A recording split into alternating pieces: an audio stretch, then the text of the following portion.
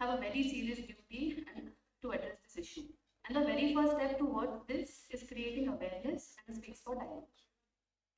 Before starting with our today's seminar, I would like to thank our sponsors, Shuko, Gujarat Guardian, Blick, and Diamond Engineering Corporation for giving us this opportunity to have this dialogue. I would also like to thank CTBUH India core team for their immense efforts to make this happen. Let's give them all a very big round of applause.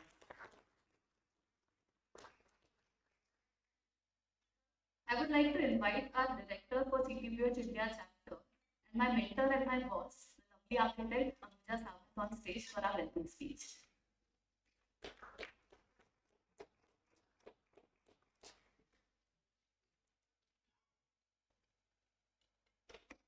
Thank you, Swapna. After greeting you so much in the office, still you were so kind to me.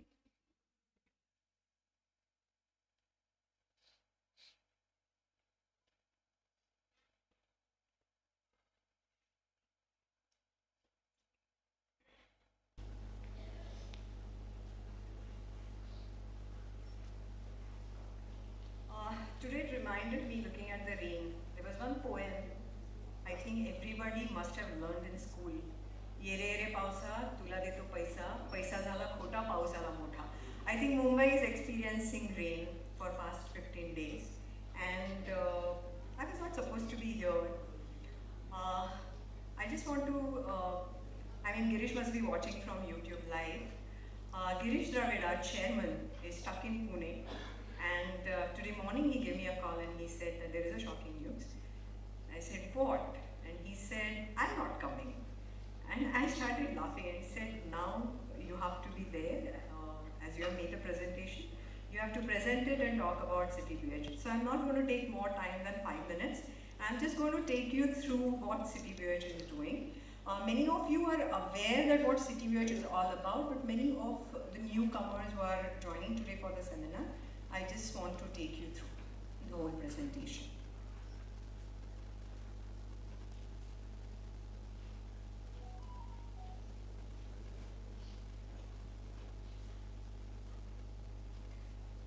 So we are known as a Council on Tall Building and Urban Habitat. It's a main organization which is based out of Chicago and we are running India chapter. So what CTBUH is? So this is a sustainable vertical urbanism. So the Council on Tall Building and Urban Habitat is the world's leading non-profit organization for all those interested in the future of cities. It explores how increased urban density and vertical growth can support more sustainable and healthy cities, especially in the face of mass urbanism and increasing effect of the climate change worldwide. The relationship between the policy, building, people, urban density, urban space, interior space, and infrastructure is the key. India chapter was officially established in September 2015. So we started closely working with all the industry expert, leading developers, architects, engineers, contractors, and other connected with the tall building and sustainable cities. We are featured, there are few of the projects which are featured as a tall building. There is a measurement which has been done in Chicago and few of the projects which has been featured as a tall building. So these are the few projects. Now I'm just going to show you which is the active executive committee. So Girish Dravid is a chairman, Mr. Anil Hira is a vice chairman, Nikhil Sangvi is director, Subodh Arora is a treasurer and director, I'm director, and Yogesh is executive committee member. Tag Matthews is an executive committee member. Recently in 2023 we are growing and we are joined by new core team members, which is Rohit Uchil, Suraj Nair and Pushamitra Lundi.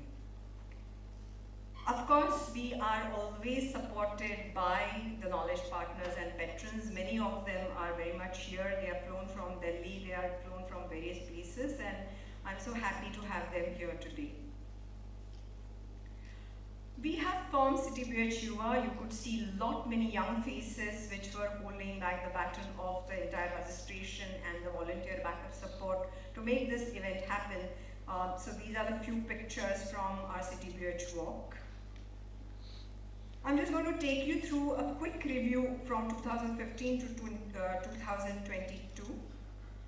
So when we begin our journey in 2015, we started with the formats where typically the evening session where we could have a kind of a talk, the panel discussions, and you could see that the subjects were more from the structure perspective, wind tunnel analysis or fire. Most popular event for CTBUH is being CTBUH Walk, where we used to call the experts and used to visit the tall buildings, which is in Mumbai suburbs. We had several seminars on the firefighting, which was from 2015, 2016 and 17. In 2018 and 19, pre-COVID, again we talked about the change in the codes. We had our CTBUH Walk. We had several seminars on the fire safety and security and the elevators. Before starting with the COVID, we started many events with the student and student participation. We increased, we always engage ourselves in a knowledge sharing event with several institutes in the architectural colleges, which happened as a student interactive session in 2020. After the COVID, we changed our format and we came into the webinar format. We had some subjects which we dealt with, and we had a legend series with IDEC.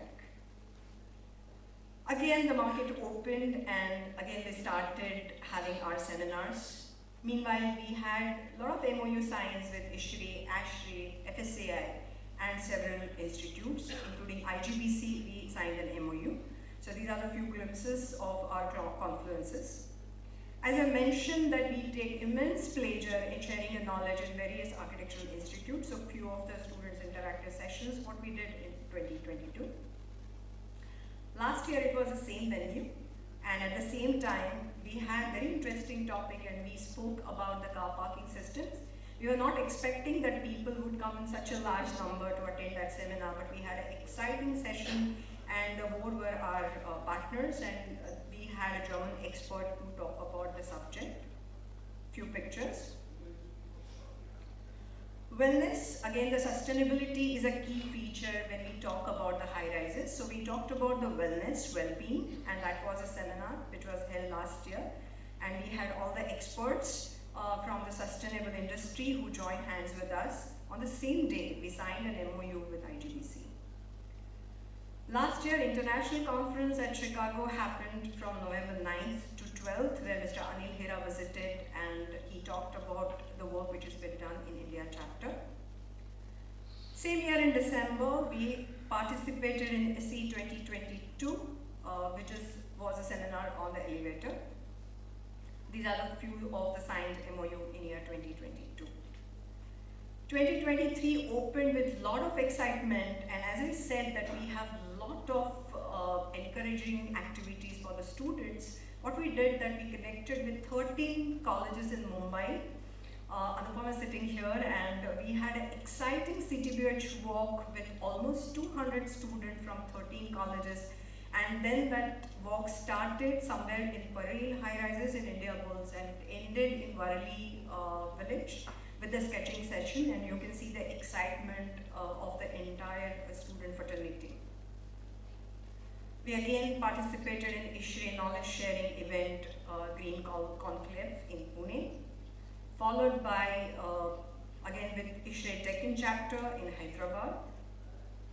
With FSCI PAC, we participated in the passive fire protection system in Kochi in 3rd of March.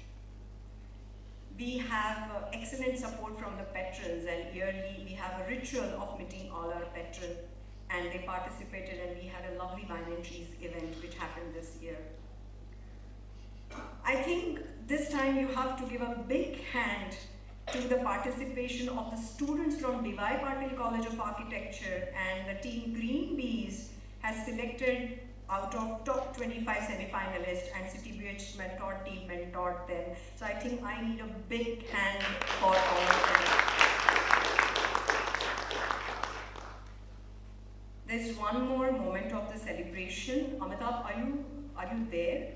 Amitabh Kumar, who is a CTBUH India patron and CTBUH Chicago member, He is now selected for CTBUH Asia Hub Steering Committee. So congratulations to Amitabh Kumar, and again, give him a big hand. Just last few seconds, calendar for the remaining 6 months of 2023 and 2024. On 29th of September, same place, we have an event on water, and we are supported by our sponsorship partner, Geberit.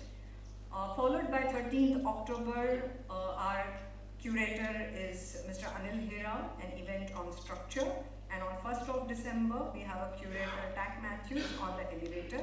And followed by, again, CTBUH Students Walk for year 2024. Now let me come to today's event. I'm excited to have all the presenters and panelists over here. Excellent curator and the moderator for today's session is Gautam Bhasin.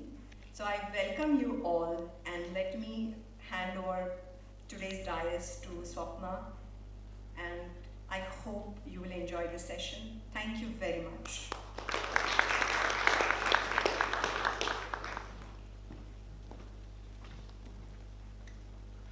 Thank you, ma'am, for that lovely introduction.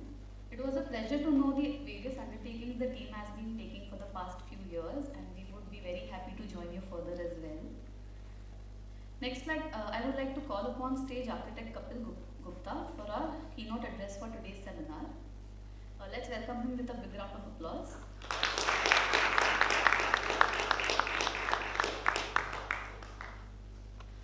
Kapil Gupta is the co-founder of CD Architects and the principal of CD Mumbai. He graduated with honors from Sir J.J. College of School of Architecture, followed by PG studies at the Architectural Association in London. He was a director at UDRI between 2003 and 2008, where he led India's very first entry to Venice Architecture Biennale in 2006. Kapil leads and manages CD's project portfolio in India with projects ranging across housing, commercial and institutional sectors. He has written on the challenges of South Asian urbanization and is currently involved with ecological and land regeneration strategies in India as a response to climate architecture. Kapil, may I invite you on stage?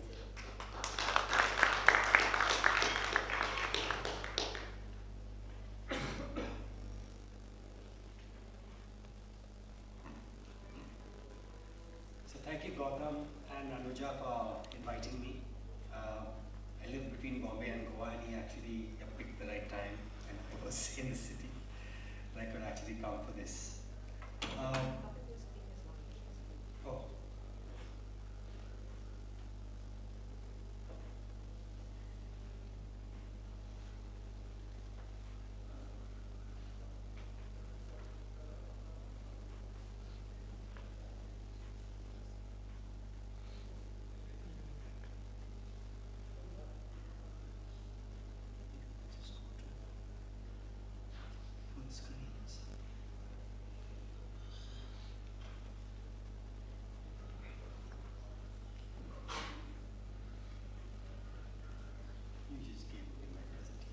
I was kidding.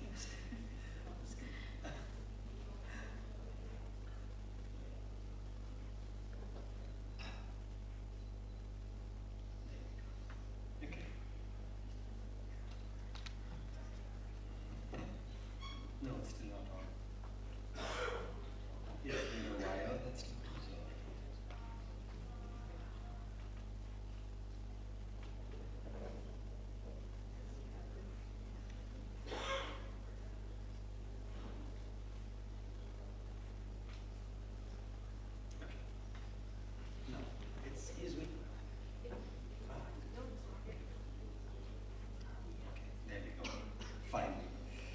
Okay, we will, of course, begin to talk, of course, about all our initiatives and all our interests in a certain sense, and all the work that we do as far as sustainable initiatives within our projects. But let me just start with giving you all the kind of context about the office, the kind of work that we do, our broad interests, and what has brought us to where we are right now. So we started this office about 20 years ago. It was founded by me and my partner Christopher Lee. And it was interesting because normally, you start as a small office and then you grow out, into the world if you've actually been lucky enough. Interestingly, we kind of started the other way with offices in Bombay and London, and slowly we grew to Singapore as well. But of course, on the actual onset, we had offices in different parts of the world, and we were also getting projects in different parts of the world. So it was an interesting moment where we found ourselves operating in different contexts, so to speak. We had different social, cultural, political contexts, and in a certain sense, how could we create a kind of consistent practice where we have a kind of or a measured response to the kind of work that we were interested in doing across these kind of wide contexts. So if you typically see the path of most architects, I mean, in that sense, you have two choices, right? Either you are a large global office, working internationally, offering innovative and kind of technological solutions, often generic knowledge, to a very specific context. The other, of course, is where you are a local architect and you're kind of a gatekeeper of local knowledge, which is embedded in maybe traditional ways of working. And in a certain sense, we were neither local nor foreign to the kind of context that we actually work in. So I think for us, the kind of challenge really was that how could we kind of develop or think about a way where we could work consistently across kind of diverse contexts. Now, both of the previous approaches that I was kind of talking about earlier rely generally on a kind of exoticism, to create a novelty. I mean, architecture today is a kind of commodity, driven by the market, and we of course also work within that same environment. But the point is that how could we move away from this kind of obsession with the exotic, with the novel? So in a certain sense, we decided to kind of take another route altogether. That could be, in a certain sense, rather than looking for what is different and what is novel, could we start looking within the context of all of our projects that we work on, where we find something that is common, to establish a kind of common ground. And maybe within this idea of what is actually common, that we could begin to create, in a certain sense, a kind of architecture that is both forward-looking, but is also relevant, to the actual place where we work. So, in a sense, what we do when we are in every project, in every context, we seek out, this kind of takes off from kind of Alvar Rossi, where the idea really was that can we look at persistent types, what exists within a certain context, a persistent architecture which is either seen in its local fabric or in probably exceptional historical buildings. And essentially what this kind of allows us to do is to access what we call deep structure. Deep structure fundamentally are the underlying principles of a dominant architectural type. And if we could extract certain principles from those kind of dominant architectures, those dominant types, and transform them into work that is not only new, but also relevant to a certain context. So in a certain sense, there's a sense of familiarity, but at the same time, it also celebrates a kind of newness within that particular moment. So in a certain sense, the projects that I will now show, I'm showing about 5 or 6 projects. All of them are in Asia, in Singapore, and in basically India. And interestingly, of course, these projects lie within clearly tropical and kind of subtropical environments. So sustainability, of course, became a very important point of departure for us, because I guess coming back to this idea of building types, historically, whether it is India or elsewhere in basically Asia, you saw buildings which historically learned how to cool themselves, right? So whether it is, let's say, Rajasthan, or whether it is the actual Malay house in basically Malaysia, these principles and these ideas were already available to us. So in a certain sense, how could we simply begin to work with them and find ways in which, through the transformation of those principles, that we could arrive at new solutions. So the first project that I would show is a project that was a competition win way back in 2012. It was completed in 2020, which is the new state courts in Singapore. This is the kind of project as it has been finished around 3 years ago, and it's a kind of very simple building. Of course, it stands out in the context of Singapore in that in that particular location. But the idea, of course, in a certain sense, and I come back to the idea of type, is fundamentally driven by the two dominant types in Singapore, right? One is historical, which is the old shop house, and the other is the skyscraper, right? These are the two kind of dominant types of architecture that one finds in Singapore. Of course, at a kind of programmatic level, we were faced with three, I would say very important questions. So the first, obviously, is that how do you arrive at effective court process in almost a new typology of basically building, where the courthouse typically was a horizontal building that would kind of sprawl horizontally, maybe 2, 3, 4 stories tall. And all of a sudden, the kind of competition demanded that we flip this vertically into an actual skyscraper. How could it be a compelling representation of justice? The courthouse is often a symbol, and how does one, in a certain sense, create a new symbol? Not that we're interested in the idea of symbolism, but it is an institutional project. And the third is, what is its relationship with Singapore and its historical fabric? So the proposal essentially starts with a fairly simple move where the building was divided into two, right? The pointer is here.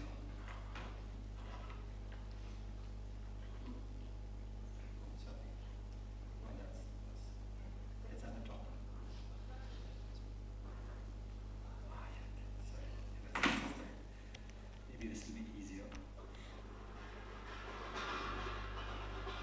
Right, so as you can see, you have essentially a single volume is kind of broken down into two. So you have all of the offices of the actual judges in the actual slender grey tower at the back, and all the courtrooms in the front. And the reason to actually do this was to effectively separate the movement of the judges, from all of the other activities, related to the courtrooms, the public, and the actual accused. And they're essentially connected by these thin bridges that allow the actual judges to move from one to the other. The other, of course, was the idea that could we, if a judicial system should fundamentally be transparent, could we almost in a literal way treat that as an actual or a metaphor of how the building could actually be. So essentially we kind of stripped away the facade, and by stripping away the facade, you essentially have an actual building that is completely open. And the openness of the building for us signified kind of democratic process. But also more importantly, from a kind of environmental perspective, just reducing the amount of air conditioning that you would have to do. And these are the actual terracotta tiles that one sees in all the old shop houses. So when you see the actual building, every single courtroom in a certain sense takes on that kind of materiality. This is all precast concrete panels that have been tinted in these other colors, but in a certain sense kind of draw on the shop houses that you see within the actual neighborhood. The other was that as we go high rise into a kind of skyscraper-like kind of typology. So rather than having a very typical master-servant space relationship, between circulation and the actual program, essentially we begin to see each level as a kind of deck, and recreating the ground at every platform, and essentially having open space which would allow people to actually move through it. So this is the actual plan of the building. It's kind of, you see the separation between the offices for the actual judges, and here these are the actual courtrooms. So the circulation of the accused is essentially the areas in blue, and all that is essentially yellow is for the actual public. So the idea really was to create an extensive amount of waiting spaces, and being in a courthouse is not necessarily the most it's a fairly stressful experience for people. So the opportunity to essentially create large open decks, where people could enjoy in a certain sense. These are just some more images of the actual bridges. You can see how kind of slender the actual building is. I think in a certain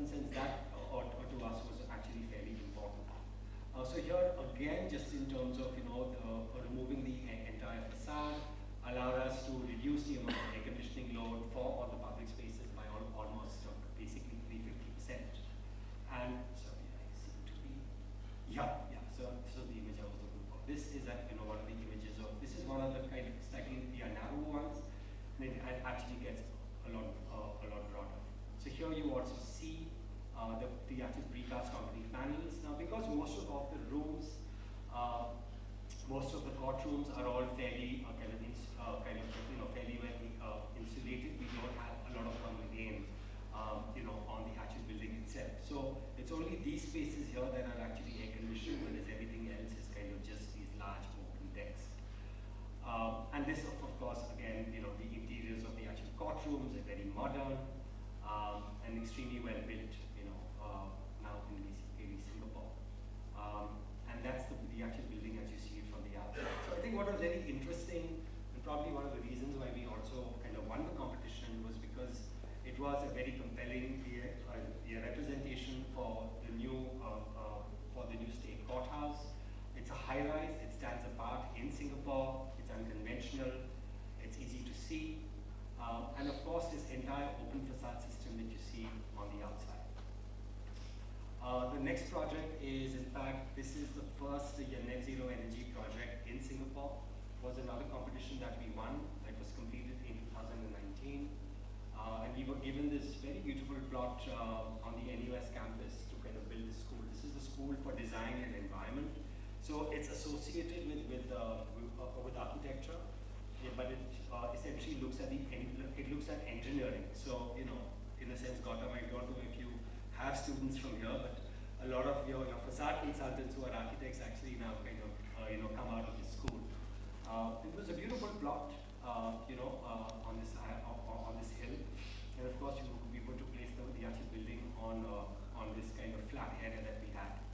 And the dean of the school was very clear that this had to be a net zero energy, and in fact a building which he hoped could actually operate off the grid, if so required.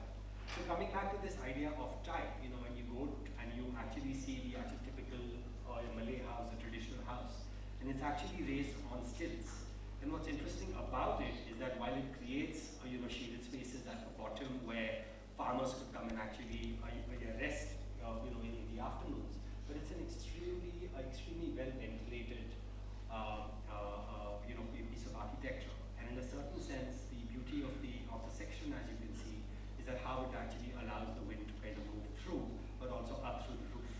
And in a certain sense, this project started with those kind of very simple kind of principles, that rather than just doing a kind of hermetically sealed box, essentially what we do once again is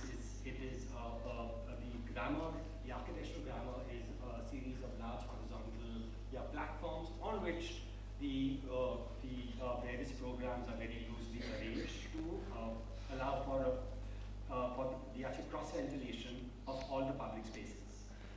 And of course, we have an oversailing roof, which is also the entire building is on a kind of east-west axis, as you can see.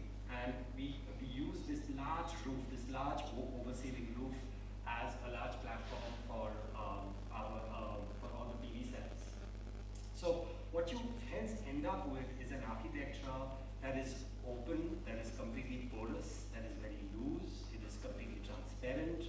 And for an educational institution, it also creates a kind of an environment which actually promotes the actual mixing of students as well as faculty in an environment which is outside the classroom. As we're also seeing today, education or rather learning doesn't happen in the classroom, but actually happens in the kind of in-between transitional spaces, where students meet, greet, etc. And in fact, we kind of call the room here the actual living room of the school, because that really becomes the kind of central point from where it is not only kind of basically connected with the buildings behind, but also allows students to access all of the other spaces, all the other kind of facilities within the building itself. So that's what the actual living room of the school looks like. And of course, we've got these large bank of kind of of PV cells on the roof. The building finally generates more energy than it actually consumes. And that was a real achievement, because not only was it a combination of the amount of energy that we could actually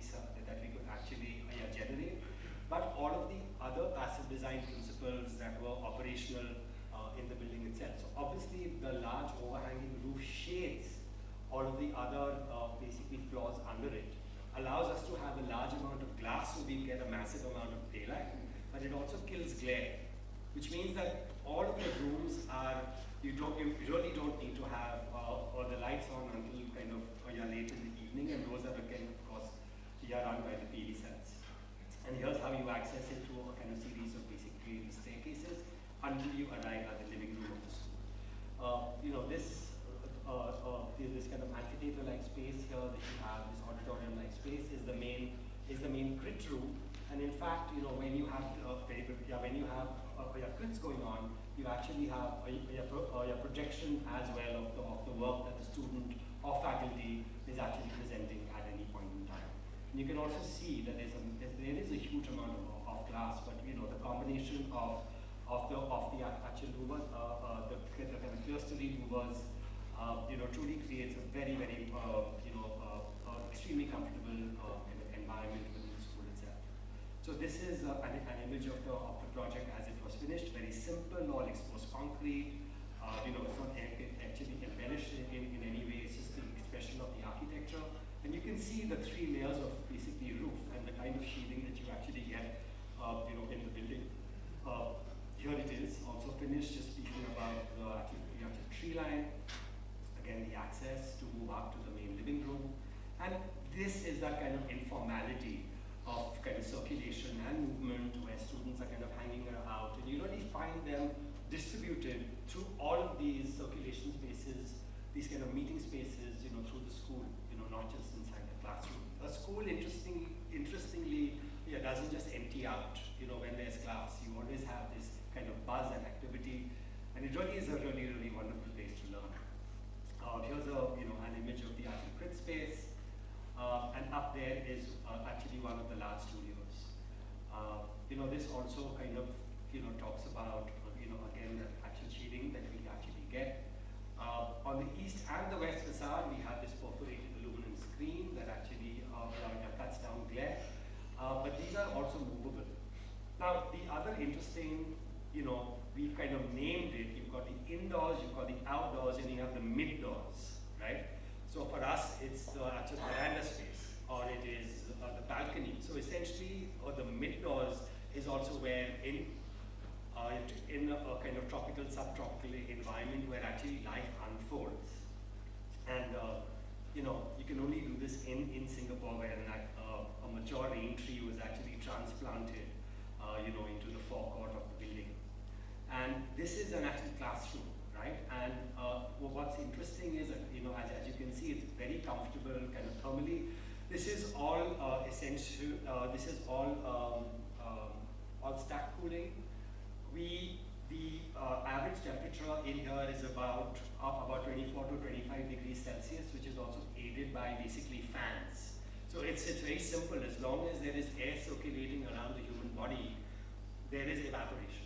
And it is that sensation of cooling that is actually more than enough to create a very, very comfortable thermal environment, within which the students can kind of work essentially through the day. What's also interesting here is that all 5 years of the school, that is from the first year to the actual 5th year, they all share the same studio. Everyone's in the same space, right? So this kind of peer-to-peer learning is really exemplified in an actual school like this. And of course, overall, as you can see, so these are also basically these sliding windows which can open when you have really nice weather. And all of this is actually managed by an actual BMS system. And here is at the top level, which is where you have the actual graduate program, and you get these amazing views out to the city, through the colonnade as you're looking out. And here, of course, is where you can see these screens. The screens are actually movable. You can move them out, and students are testing, new basically facade systems. They have an engineering lab, where they can actually in basically 1:1 actually test how the building works. And we kind of won a bunch of awards for this project, which is really very heartening. The next project is one which I have done with our friend here, Mr. Gautam Naseem. We're very proud of this building. It is an actual residential tower that we have built on Carmichael Road. It It is in the process of basically the fit out. It started around 5 years ago with these amazing views of you know, the actual city and the island city all around. This building is placed on Carmichael Road, which is actually one of Bombay's heritage precincts, right? So Art Deco, it's old colonial architecture. So for us, the challenge really was that how do we build a tropical high-rise? And how do we place a tropical high-rise in such a contextually sensitive area, you know, like Carmichael Road? How could we respond in a certain sense to its Art Deco quality? And it was interesting because that was given to us, you know, by the shape of the site itself. So the actual site is this kind of very odd, it's like an elongated quadrant, right? You know, 1/4 of a circle. The plot was really small, about 1,800 square meters. You know, this is just the kind of old character of Carmichael Road. And that's the building as it actually stands, right? So essentially what you have is these kind of Art Deco-esque, these 4 bars with these actual bullnoses, right? This kind of streamlined design, so to speak, on the outside. And as you can see, the shape of the building was finally a resultant of the shape of the site, right? So when you see the floor plan, you know, what's interesting is that essentially the floor plan is what allowed us to kind of create this kind of an actual diagram. So can you see the actual pointer? Probably not. Maybe I just use the mouse, right? So you essentially have these 4 bars. So, you know, this is the most basically private bar, which has got all the actual bedrooms. Here's the living room, the actual dining, and then finally the kitchen. And of course, the kind of services were all at this corner, the entire core was at this corner. So what was odd was that the core, which is normally more in the center of gravity of the building as a whole, here it was actually displaced to one side. So these 2 rooms, unfortunately, they needed to be stabilized and connected back to the actual structure by means of this small bridge. But what was interesting about that was, from a real estate perspective, it allowed the actual flat owner to actually have access to 2 rooms. So it's essentially in a large, in a multi-generational household, that could become a studio, that could become a home office, or that could be also used by, I think the screen is somehow not allowing. This one. The screen's probably not allowing it, thanks. But what's also, you know, quite important is that you have these large, you know, green balconies in the living room and the dining space. But these actual cutouts that we kind of made in allow for a massive amount of cross ventilation, but also the penetration of light into the heart of a fairly large kind of floor plate. So this is around 5,000 square feet. And, you know, given how deep the actual plan was, these kind of courtyard-like spaces actually allowed the percolation of light deep into the actual floor plan. So that's the building as it stands. This is still an actual rendering. I guess the other important thing is this building has a platinum certification, and the entire building is clad in kind of glazed ceramic. Me and kind of Gautam worked really hard to actually get this right. But the other is the lowly chhaja, right? I think the chhaja has become pretty much now almost like a persistent type in all of our projects, right? And these are, of course, all very finely crafted in aluminum with Shuko, who've been our suppliers here. The beautiful windows, they're all around 3 meters tall.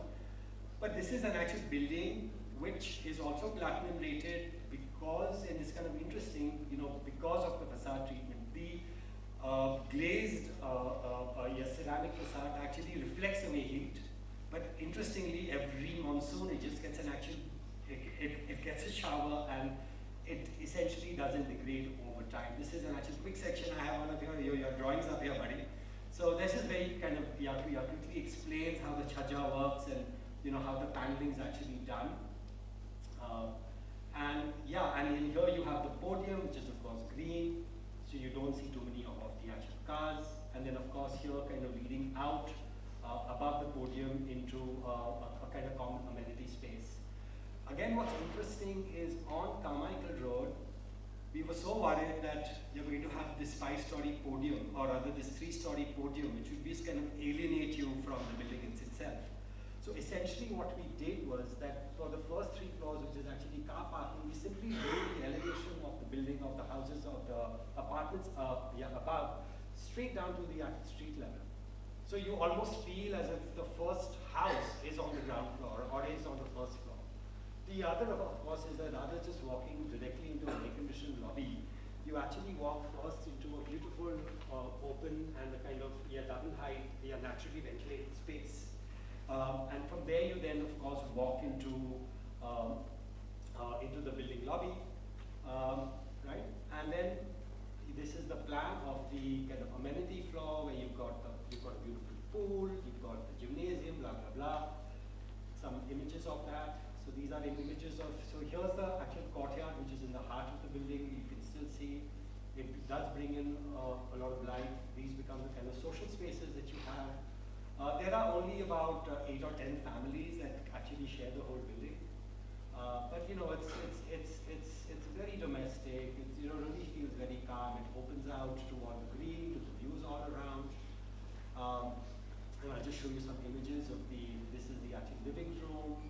It's actually fairly large, but with these very, very large expansive balconies. These large windows opening out onto the Arabian Sea. And of course, around 4.2 meters kind of floor to floor, is really something else to have. Even the kitchen, which normally is something that is kind of shoved on one end, has one entire bar, right? So you have these beautiful large windows in the kitchen itself that bring in a huge amount of light. So the chhajas really work well in terms of protecting the actual windows and cutting down a lot of the glare. So these are some early. 3 minutes left. Wow. And I've barely gotten past 2 projects. But that's it. I have 3 minutes left. Okay. So we'll go very quickly now. Yeah. So this is the actual building as is actually finished now. Yeah. Just it's getting there, but this is the glazed this is the actual glazed ceramic that we have on the building on the outside.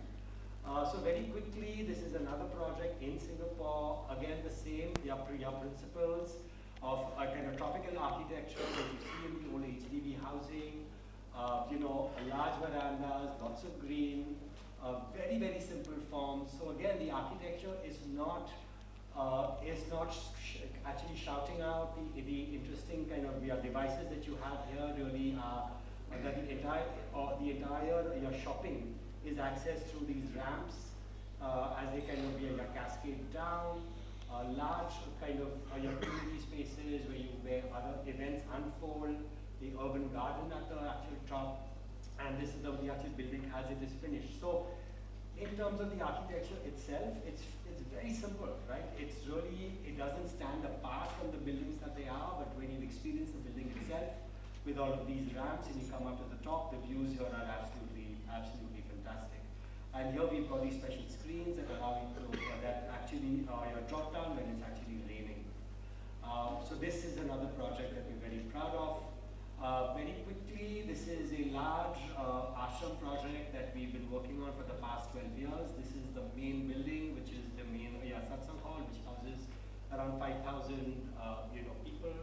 Of course, the nature of the project really asked us to, we needed to build something that was actually fairly monumental.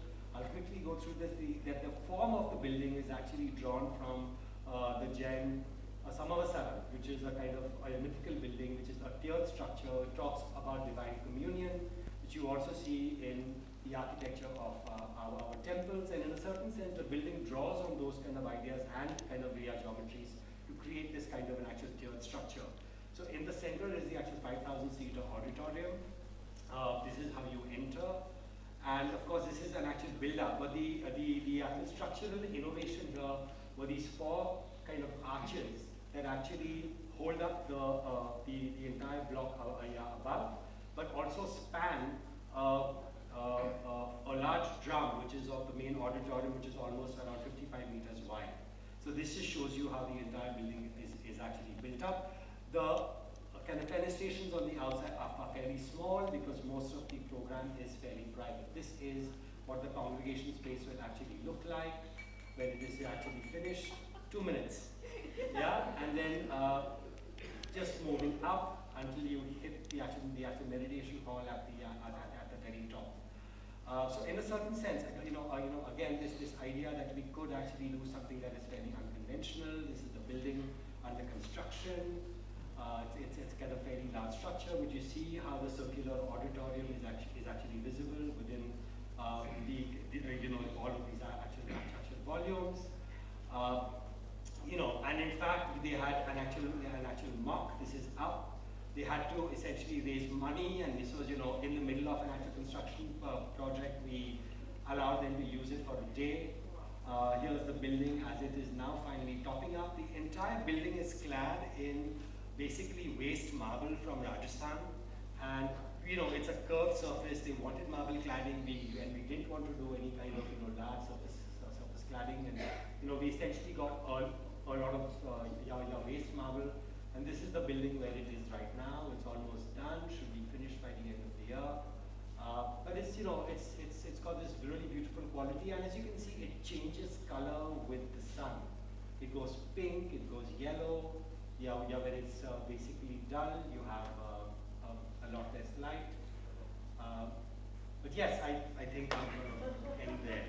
I have a lot.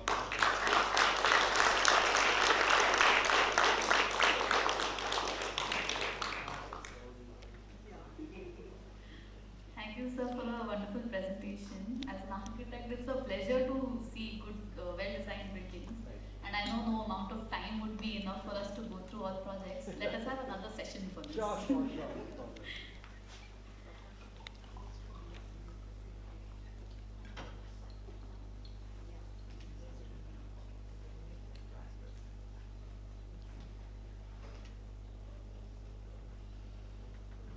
May I call upon Nikhil Sanghvi to felicitate Kapil sir? Unfortunately, he will have to leave early today, so we'll have to felicitate him earlier. Nikhil sir?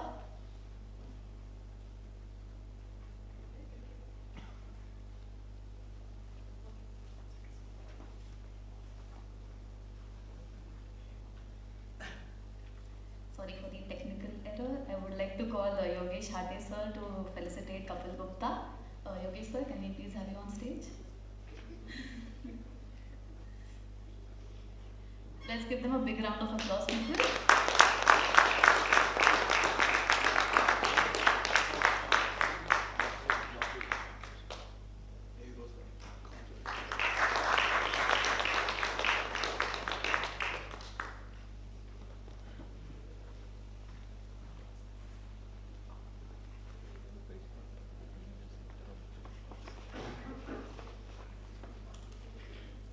For the next presentation, let us welcome on stage architect Jonas Upton Hansen.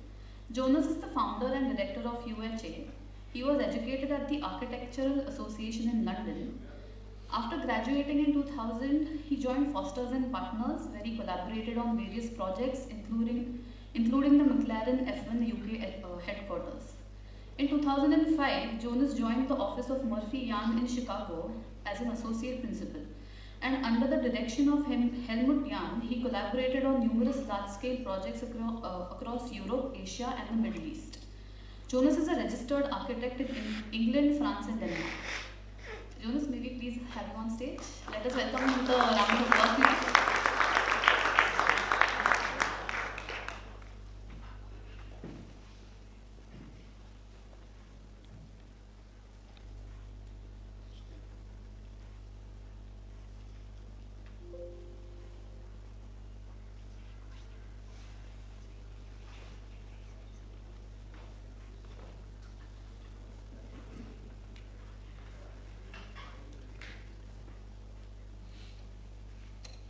Hello everyone, thank you very much for the invitation today.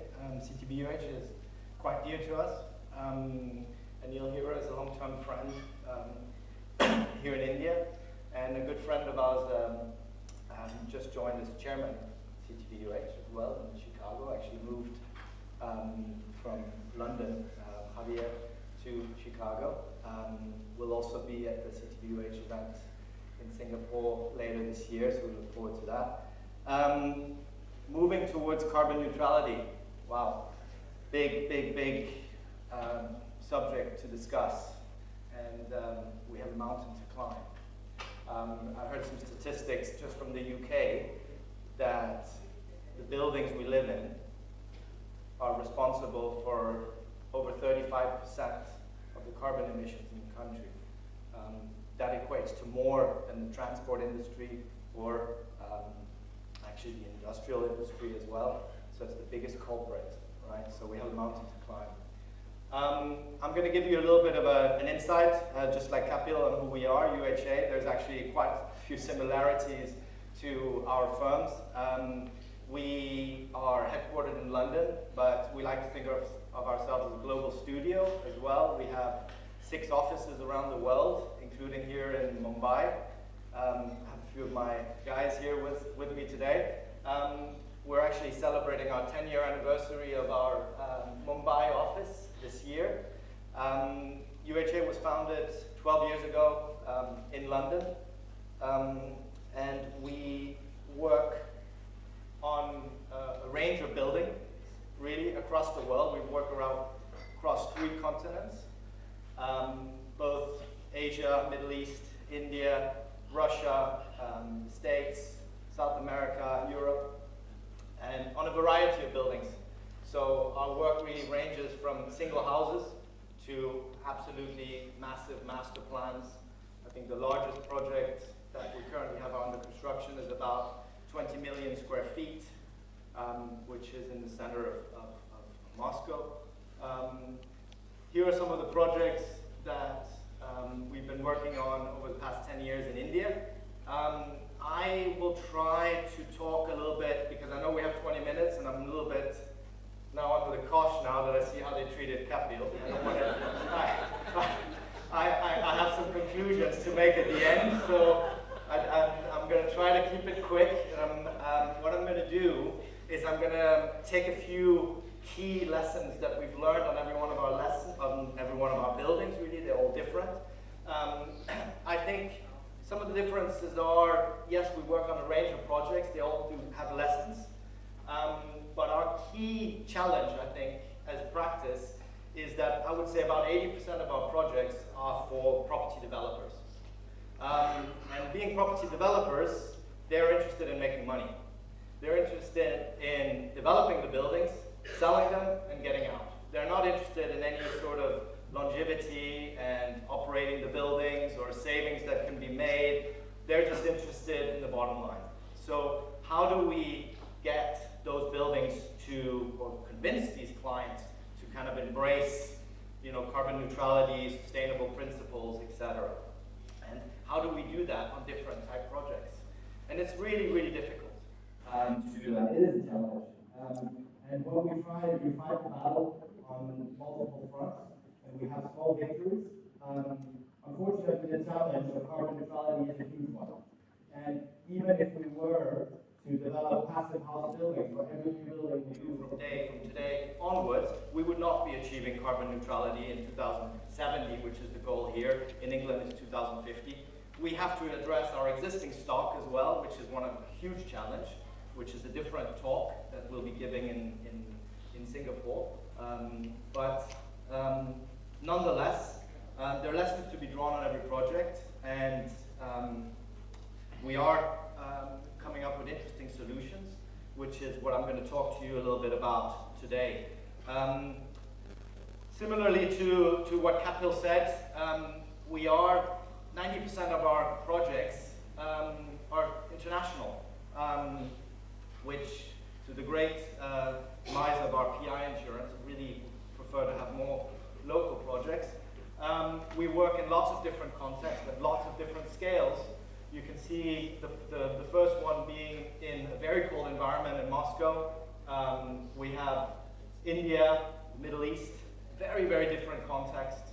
So we have to look at each project individually. We like to think of ourselves, we always say local knowledge, global expertise. We try to have to either collaborate with local experts, local architects, local engineers on the ground to really learn culturally and also environmentally what makes sense in local context. But we bring international lessons that we learn throughout the world on the projects we work on. Working with developers, as you'll probably the architects in this room will have heard of, is very difficult. It's challenging, and and these are, I think, the one we want the Indian Marina Bay Sands. I've probably heard from about 10 different developers, right? So that's where we start. Make it iconic, right? Make it Vastu compliant, right? Maximize views. We want a glass box. We want a glass box, which makes no sense in India to have a glass box. So how do we deal with that? How do we, deal with that? We want a glass box, but we also want all our shafts on the facade. Balconies count as a facade. So what do? It's a challenge, and I think we have a basic responsibility. I asked for this little chart because doing a project, it's a big team. A lot of different people come together, right? And everybody has a role to play in achieving the goal of carbon neutrality. But really, when you look at it, the biggest responsibility comes to these people because they are at the start of the project. And I would argue the biggest responsibility goes to the client because they write the brief. And if you want a carbon neutral building, it needs to go inside the brief. The brief needs to call for it. Fortunately, increasingly, our clients allow us to help them to write the brief, right? And to come up with something that makes sense, but it needs to make sense at concept level. And then, the engineers can start working their magic and come up with this, the best and most sustainable way of designing the structure and the MEP systems, and all the rest, right? But if the concept is not right from the get-go, then things get very difficult very quickly. So I've tried to structure this talk into 5 different, don't want to call them lessons, but drives that we have on projects that we do. And I'm going to show a range of projects where we try to achieve that.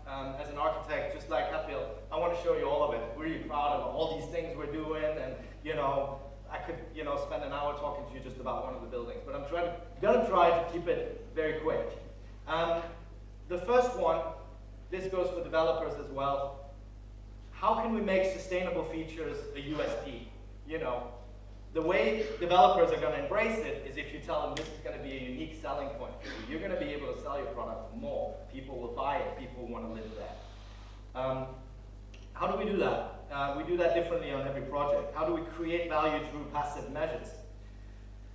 Here is a project in Gurgaon where the developer said, oh, I want a massive clubhouse, and I want an indoor pool, and I want lots of facilities, and we go and we visit some of these clubs and nobody's using it. Everything's air conditioned, the lights are on, nobody's using the club, it's not a very pleasant place. So how do we come up with something different? So this specific club is on the top of a podium, massive podium, and he wanted an indoor box on top. Glass box, let's do something really, we want something iconic, we want something that people are going to draw to. What we were able to do is this clubhouse, which they've now fallen in love with, the only thing that's air conditioned in that is that little glass enclosure. And we designed the clubhouse as a piece of landscaping, which is completely open to the elements, which allows for natural ventilation, and it almost becomes a piece of landscaping. So you have these holes, perforations in the slab that allow for rainwater to come in, it allows for ventilation, it allows for air movement, lots of local vegetation, stormwater management, open spaces that texture, there's a lot of shading, and you can see here the pool, because of the vegetation around it, becomes a private space, because it turns out that actually the developer wasn't that bothered about temperature inside, but he wanted it to be private, and he wanted the pool to feel private, because he had another clubhouse where there was a big open pool, so he didn't want to know, he wanted something different. So we created this quite private environment there, and a series of green surfaces where you can see in, and it's quite a dramatic result when you see it, because designing it in that way,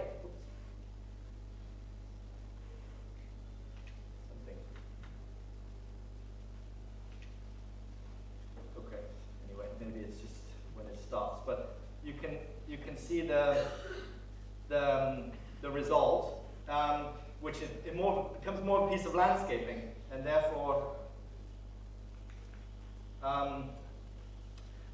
it becomes something unique. And when it's something unique, it's something that can sell. It's an edge on competitors. It's something that's a pleasant place to have. It also, when I come to India, the best places I go to is places where I can sit outside. I can feel the breeze. I hate air-conditioned spaces. Really don't like them. When I can sit underneath the fan, feel the open breeze, those are my kind of favorite kind of places. The Wellington, for example, when you sit outside, open air, to me is one of the most luxurious spaces. And I use that a lot as an example, because they get, oh yeah, we like the Wellington, we like the Wellington, we can do that. So it's how you sell the idea to the developers. These clients here, they were actually not developers, but they're palm oil producers, which are some of the worst people around, right? This is Sinamas, this is a project in Jakarta, and they were like, ooh, yeah, we've cut down a lot of forests for our palm oil, so we want to make the most sustainable campus, you know, so we can feel good about ourselves. And again here, we designed a typology of the building based on sustainability, but this is a brief where sustainability and carbon neutrality were given as a driver. And it led to a building typology that really we would not have come up with if those had not been drivers.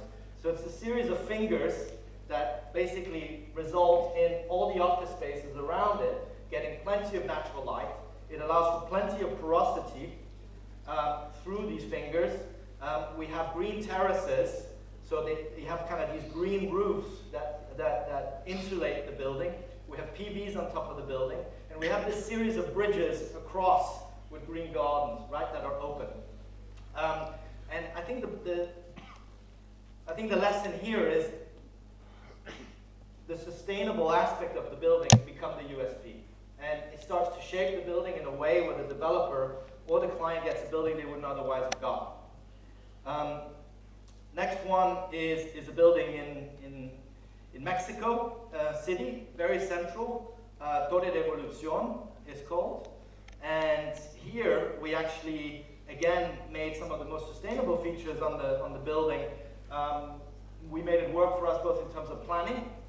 It has one of the most well-known monuments in the center of the city. And one of the planning constraints was that we needed to relate the materiality to the monument, but in a modern context. So we used some of the copper and this kind of golden surface that you can see in a mesh on the facade that became the shading element for the whole building. And whilst you're inside and you're looking out, it actually, you know, you can see very clear views because it's a very thin mesh. But from the outside, it actually takes care of a lot of the shading, and it relates to the monument. Again, here I could start nerding out on the architecture and how, you know, it relates beautifully to the height, and there are lots of other factors, but I'm going to try to keep it to the sustainable aspect of it. I agree fully with Capilla and the charges, super important to just very basic passive measures. Passive measures are the most important bit when you design. Design the building so that nothing needs to be added later on, because the passive measures you'll add from day one are going to be the ones that have the biggest impact. High performance, low energy. Come up with innovative solutions to reduce energy consumptions. Part of that is also understanding and educating our clients as to what the big culprits are here. Okay, so this is the project in Pune. We just wanted to show you a little bit, give you an idea of the process we go through when we design these buildings. The lesson we learned from here is you can see in terms of carbon emission, the blue circle is the cooling. So the cooling of the building here in India is by far the biggest culprit in carbon emissions, right? And out of that, the biggest portion of that is the solar heat gains, right? So just taking care of some of these biggest aspects of it is absolutely critical. Obviously, there are other parts. The lighting, natural lighting is important. So, keeping artificial lighting down to a minimum. Lots of other factors are important. But really, it's the solar gain. Understanding the climate in where we work. Every climate offers different opportunities and challenges. So understanding when can you actually naturally ventilate the building? Is there an opportunity to use at certain times of the year to open the building up and get natural ventilation? Is there, do we have to deal with the humidity? How do we deal with that? So understanding the building from day one. How open the building is really, I cannot stress enough how important that is. Client said, non-negotiable, we want 90% opening, floor to ceiling, glass, which was the first and the biggest battle lost for us, really, right? They said, we are selling the views, we're right on the river, we need to have that. And we then have to start going into seeing, okay, with 90%, how do we achieve comfort? How do we achieve a building that works? And it really cuts you down in terms of your possibilities. And it's true then discussing with the client said, okay, fine, you want 90% open, but it's going to cost you a lot in terms of your glass, in terms of performance glass, because you're going to be very limited in what you can select. And it's basically you start looking at glass types, what you can do, the effect that has, the effect that it has on daylight, the effect it has on the solar heat. You start looking at very reflective glasses. As an architect, we hate reflective glasses. We want transparent glasses, so we'd much rather provide natural shading and have transparent glasses. When you do something that's too reflective, it takes you back to the bad buildings of the 80s. We really don't want to do that, okay? So we have all those battles on a daily basis. The building itself, there's lots of nice sustainable features on this. For example, it was a very green site, and we were able to carry on the green all the way up on the podium, lift the building up, so we have a beautiful green garden that takes you all the way up. The building overlooks the river to the north, okay? So we were able to keep the building quite clean on the north. The solar, the south side of the building is where you have most of the louvers. It's also where you have overhangs. So you can see we provided the overhangs there to create natural shading of the building at the back. We also lifted and you can see they're staggered out, so it naturally shades the south face. The louvers are much more dense on the east and west face to take care of the sun in the morning and in the afternoon. So really understanding how your building is situated is key. This is a building in Cyprus. This is just a quick anecdote to show you, run a quick analysis on the plan, see where it's exposed, and that informs your facade, right? And you can have it become a really interesting language that you wouldn't otherwise do. Here, we had the problem late afternoon sun, and the morning sun became the biggest problem for this building. We needed to take care of that. So you see the balustrade, we could open up on the south side because the client wanted the views, so we pulled the terraces out on the south side to create the natural shading. And then we created these screens on the side to take care of the eastern and the western exposure. Oh, just took me to the end here.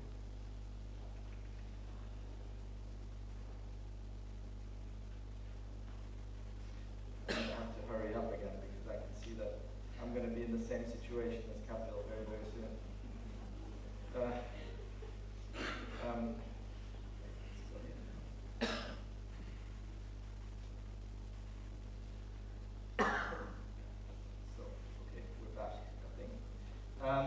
So yeah, this is the next building in Oman. This is in the desert, very, very hot. Here again, we play with jalis.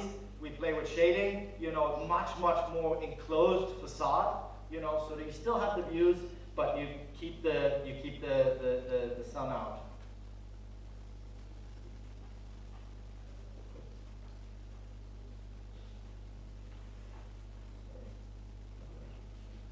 Let's go to the next slide.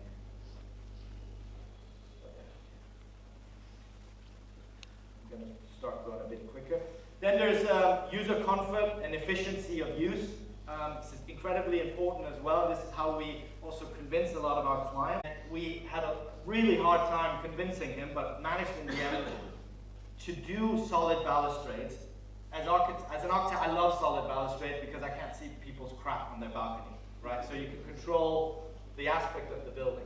And you see that beautiful photos, all the architects will take the photos before anyone moves in, and it looks beautiful. And then you come back 6 months after, and everybody's got their kids' bikes out there, and their planters, and their grandma's colored, coffee table, and the building looks a mess, right? When you do these nice solid balustrades here, you can't see anything, and the building is clean. And this was one of the convincing factors we actually had for the developer. We actually said, look, this is for the pleasure of everybody. People can, it will maintain the prime aspect of the building. It's a maritime look, so it looks like a super yacht. The developer loved that. If you bring a super yacht into it, they're like, oh yeah, we can sell that. And then he wanted double height glazing for the maisonettes that were at the bottom of the building, so including the louvers there, bringing in kind of materiality for these buildings. And then we used the roof again. Using the roof, insulating the roofs, made a big difference in the performance of the building. This is a building we have under construction. This is actually a retail experience.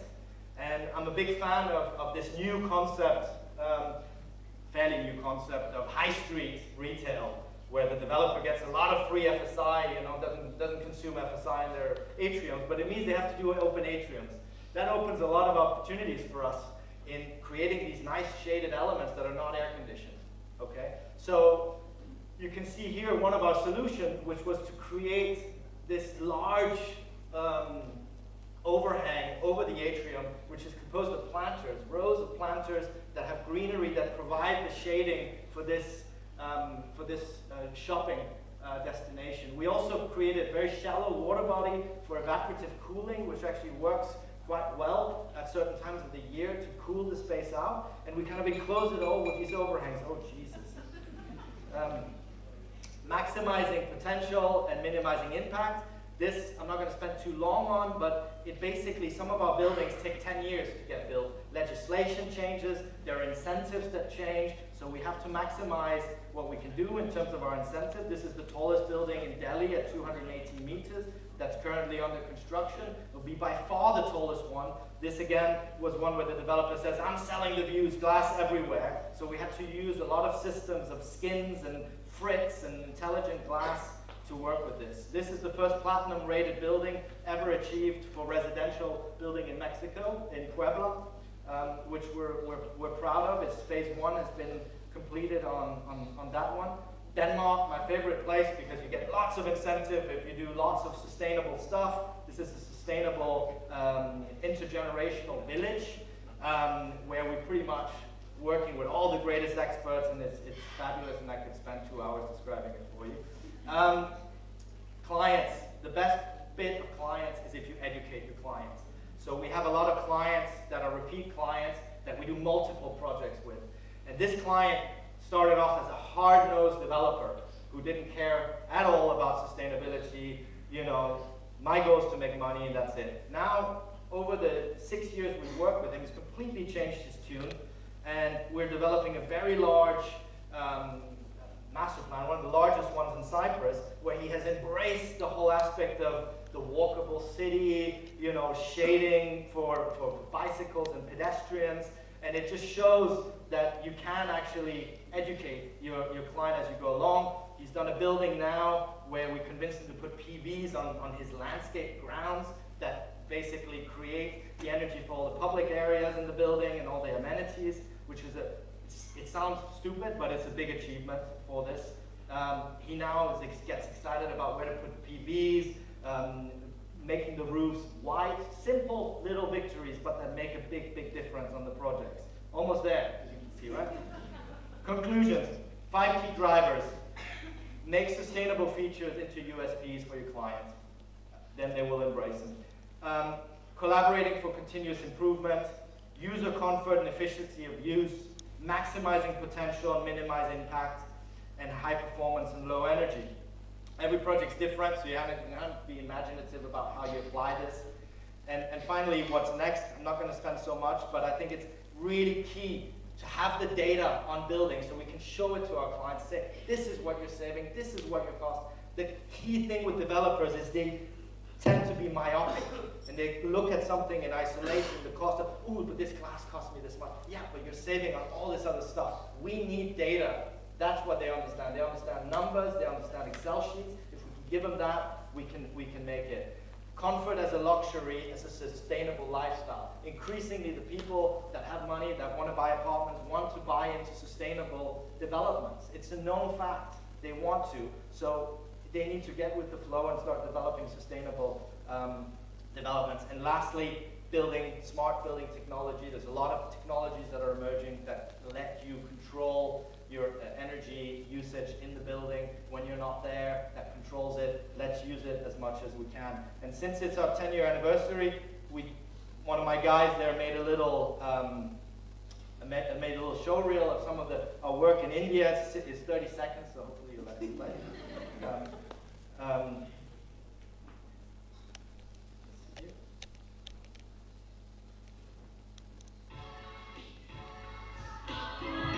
Gives a bit of self-promotion, really.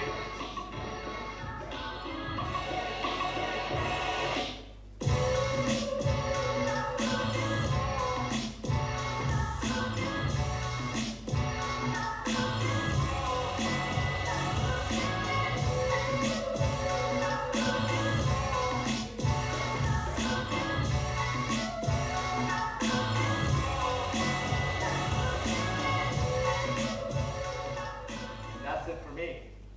Thank you.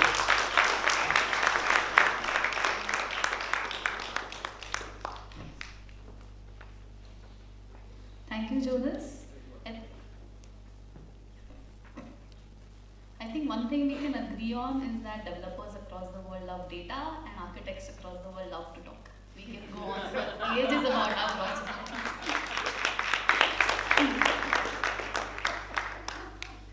So we would also like to felicitate Jonas, and I would like to call upon Anupam Dey to present the memento to Jonas. Can we have both of you on the stage, please? Jonas, can we have you on the stage?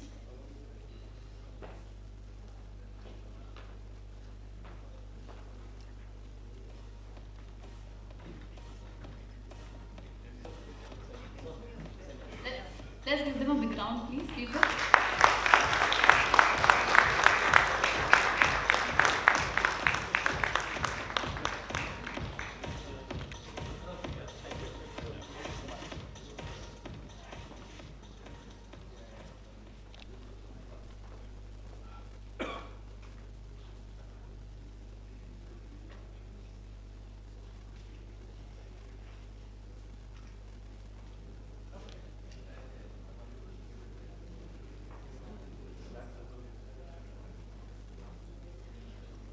So next up, we have a presentation from Shuko, who is one of our sponsors for today's event. May I welcome on stage Mr. Shyam Raghunandan, who is the Managing Director for Shuko India. Let us have a round for him, please.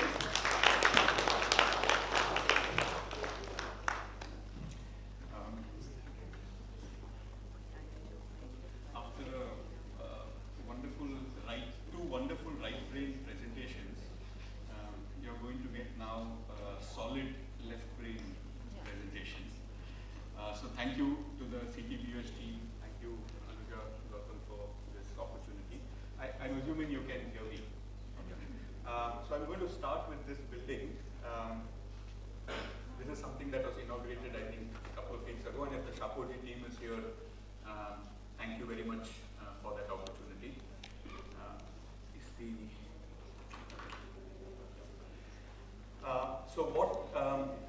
It's really a beautiful building, even looking what we are going to do is, we are going to tell you our perspective on getting to carbon neutrality in the Indian context, and the 2070 targets that India has set. It's reducing carbon emissions by 1 billion tons, right, and reducing the carbon intensity.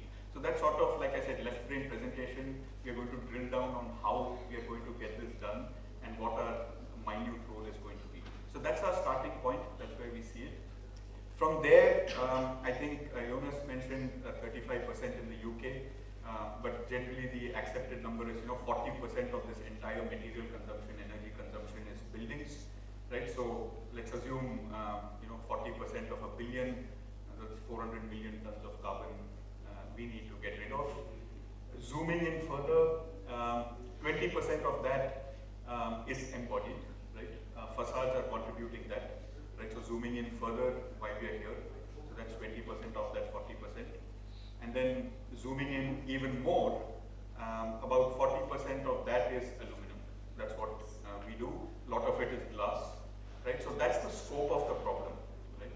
So roughly 2 to 4% is coming in from the aluminum in the facades. That's the amount of carbon we need to get out. And yes, the current stock, I think, is a big problem. A complete session could be had on that. But what do we do next? What's available? There are some long-term actions. By the time it's 2070, what's today, 2025? Yeah, so I would be there by 2070, most likely, right, the way things are going.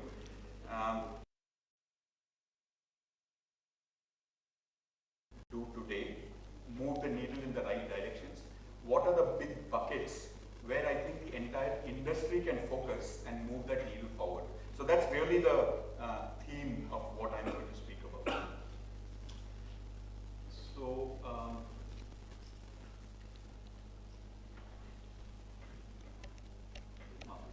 yeah, so that's the aluminum.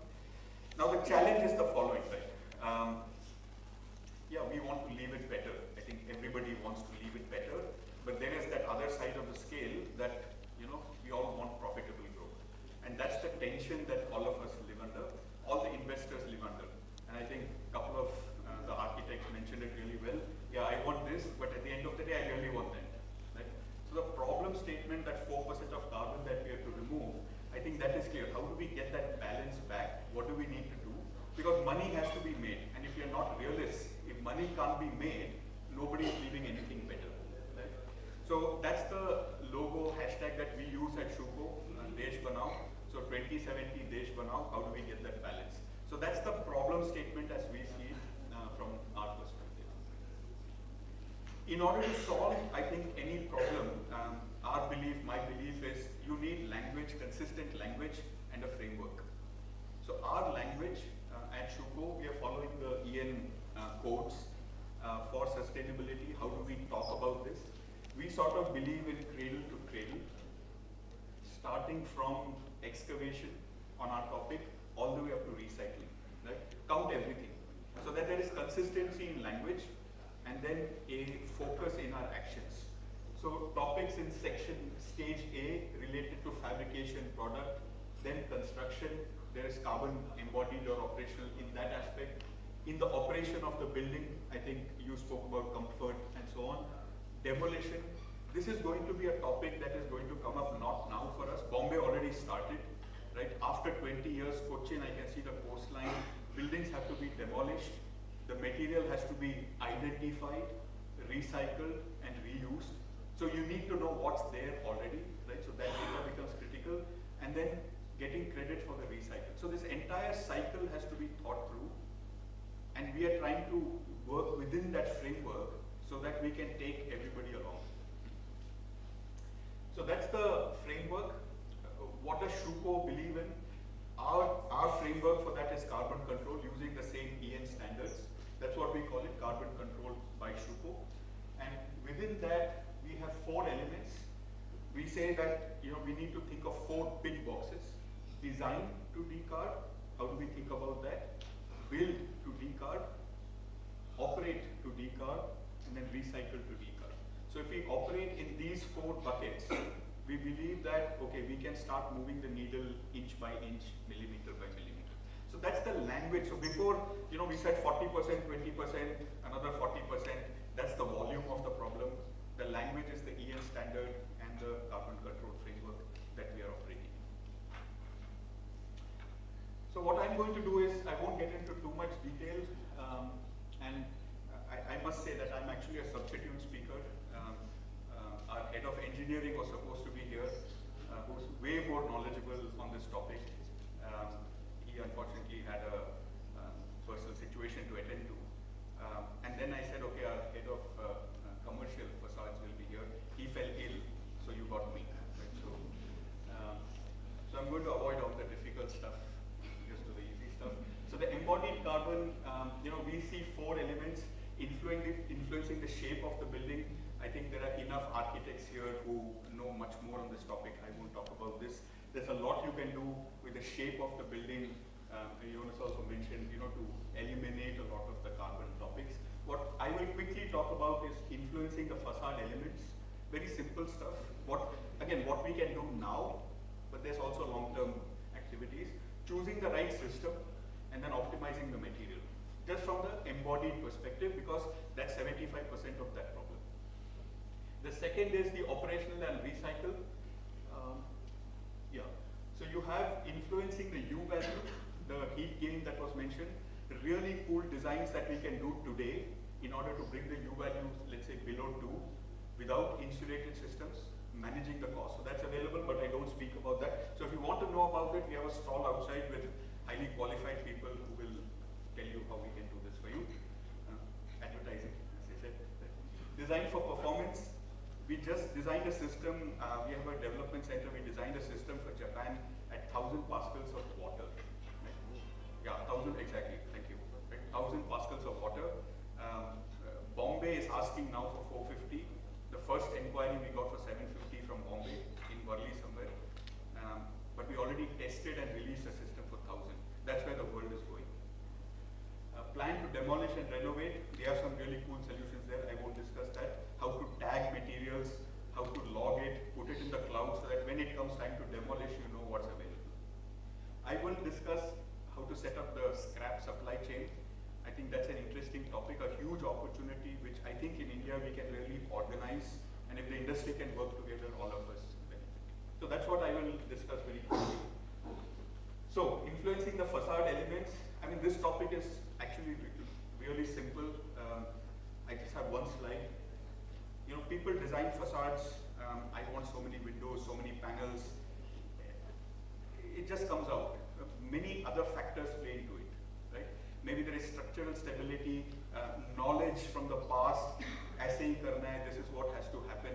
Designs are made, right? Here we took an example of a 700 millimeter unit width, and I've seen facade grid sizes of 1.2 meters, 700 meters, 900 millimeters. This is just done. Just moving that to 3 meter panel sizes, that's 40% less embodied CO2. Very simple, right? Now this is something Shuko has enough computational horsepower to get it done now. Right? If you're involved early in the building, right? And Kapil mentioned Morena, Jonas mentioned Amaryllis, very cool building, right? We get involved early. These simple things we can do early. Right? Nobody else is doing it. We know what it means. We can get that done. There are many more form factor topics that we can support architects with in the early stage, just to avoid the embodied carbon. So I started off with a simple low-hanging fruit. 40% less embodied carbon. And the same structural performance, so that's the value we add. We give you better views, same performance, less carbon. The second, choosing the right system solution. Now this one is zooming into a little bit more detail. Right? Yet I was having a talk with somebody outside. Now with Kapil, somebody has to look at the system, design the detail, how do we save, here's a typical facade section profile. We have a single glaze unit of this one, I think. This is a very nice triple glaze unit. We didn't want to bring it here. Right. So this is the kind of computational horsepower we have today. Right. This is optimizing the shape and getting you 94%, 6% of the original weight and more performance. I see tender specifications today, blind, 2.5 millimeter wall thickness. Why it is so? I can give you better now. And then please tell me how many kilos. Right? And while you're at it, please get me 2 kilos of tomatoes and 5 kilos, 7.5 kilos of square meter per facade. Right? So we can do better. Right? We can do this day in and day out. Right? So use us, use the system companies, use the industry. This is free sustainability happening, inch by inch, just moving the needle. Same thing now, again, right? Once the shape is done, there's more optimization to be done. You have a simple profile, wall thickness is uniform. There are, again, our tools allow us to optimize the wall thickness. You can see the patterns over here. I mean, these are, simpler patterns. There are much cooler patterns that we can do, and cool in the sense, we just make the extruder's life difficult. But, you can do zigzags over here, eat up even more and maintain the stiffness. Right? So there's a lot you can do, and you can see 6% weight savings. This is, you can call it weight savings, but it's less aluminum consumption, less embodied carbon, less electricity consumption. In India, 67% less proportionate coal. Right? So easy things to do even at the design stage. So this is what we mean by design for decarb. Involve us early. We can help your client to sell better sustainable buildings. Moving on, the favorite marketing topic, low carbon aluminum. Gautam told me, Shyam, talk about timber. So there is timber, right? Timber is great. In India, not happening for a while. We have aluminum. Right? We will pitch timber at the world of facade. Here, like I said, how do we do this? There's many types of materials available.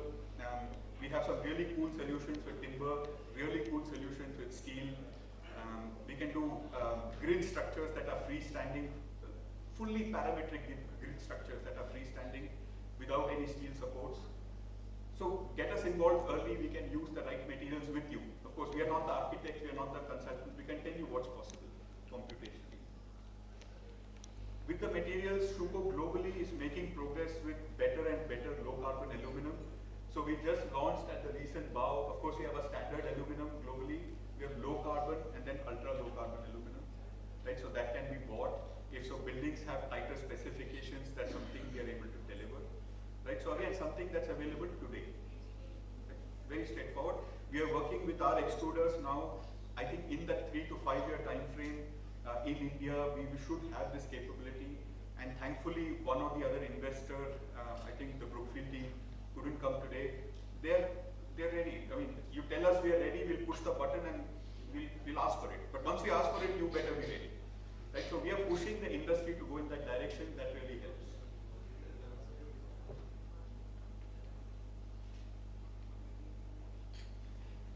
Last thing I will say on materials, I only have 2 slides left. I think I'll probably catch up. I think I'm really doing well on time. No? I can crack some jokes, stand-up comedy. Right? So I think this is another topic. There's a lot of marketing on low carbon aluminum. We are 0.5, we are 0.5 kg of aluminum. Like I told you earlier, we're following the EN standard. We like to go end to end. And that's something in the industry we all need to map out. What do you mean, right? You are 0.5 kilo aluminum, what do you mean, right? And people love to say, I used a billet, and that's the 0.5 I am at. So I am 0.5, I am green. Ye sab chodo, somebody else's problem. Vedanta can do it, somebody else can do it, I am there. But that doesn't help. We are responsible. We created the demand there, we are responsible for the whole thing. So at Shuko, we are trying to see what do we do end to end. Use better anodes, use recycled energy. So we want good aluminum at the end and bring this whole number down to that 2.6. And that is something the industry needs to ask for. We will get there, I think, in the 5-year horizon in India. And we are working with stakeholders to get that done, even in India. But that takes another 3 to 5 years, is our feeling. But the things I told you are available now, right? Using better materials we can do for you right now.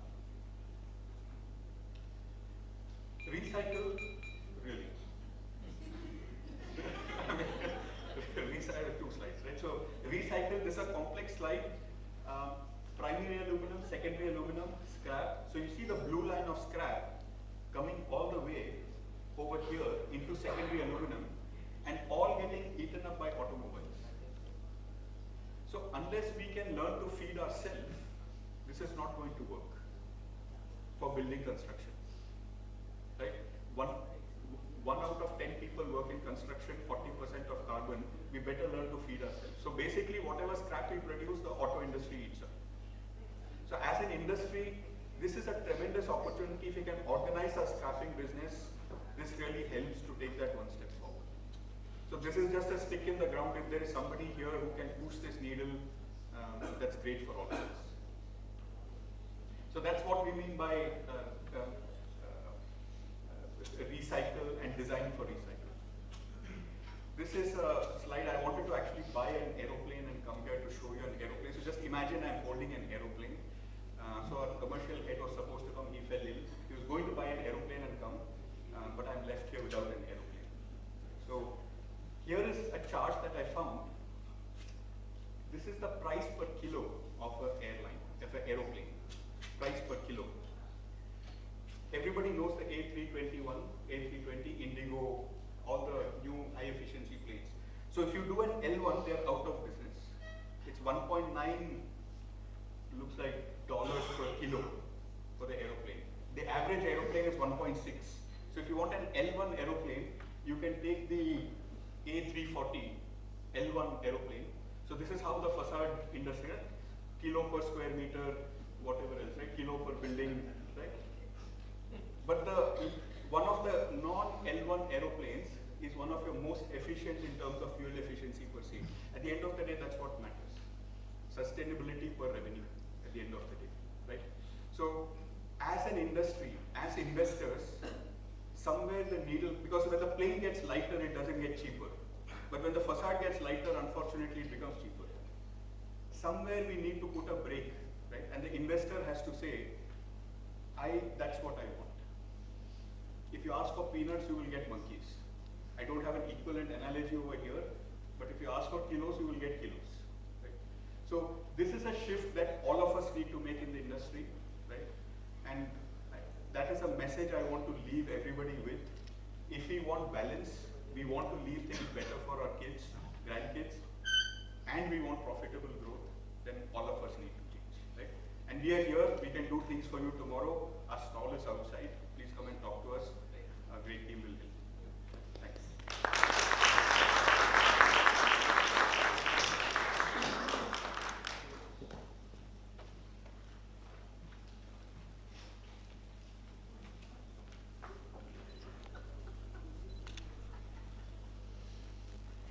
Thank you, sir, for the very insightful presentation. We have to say your partnership is very important to us to understand all the technical aspects while designing. As an architect, I'm particularly weak in it. So thank you very much. Particularly. Continuing on with our journey into the world of glass, I would like to invite Ms. Hema Mulchandani from Guardian on stage. Guardian is also one of our sponsors for this event.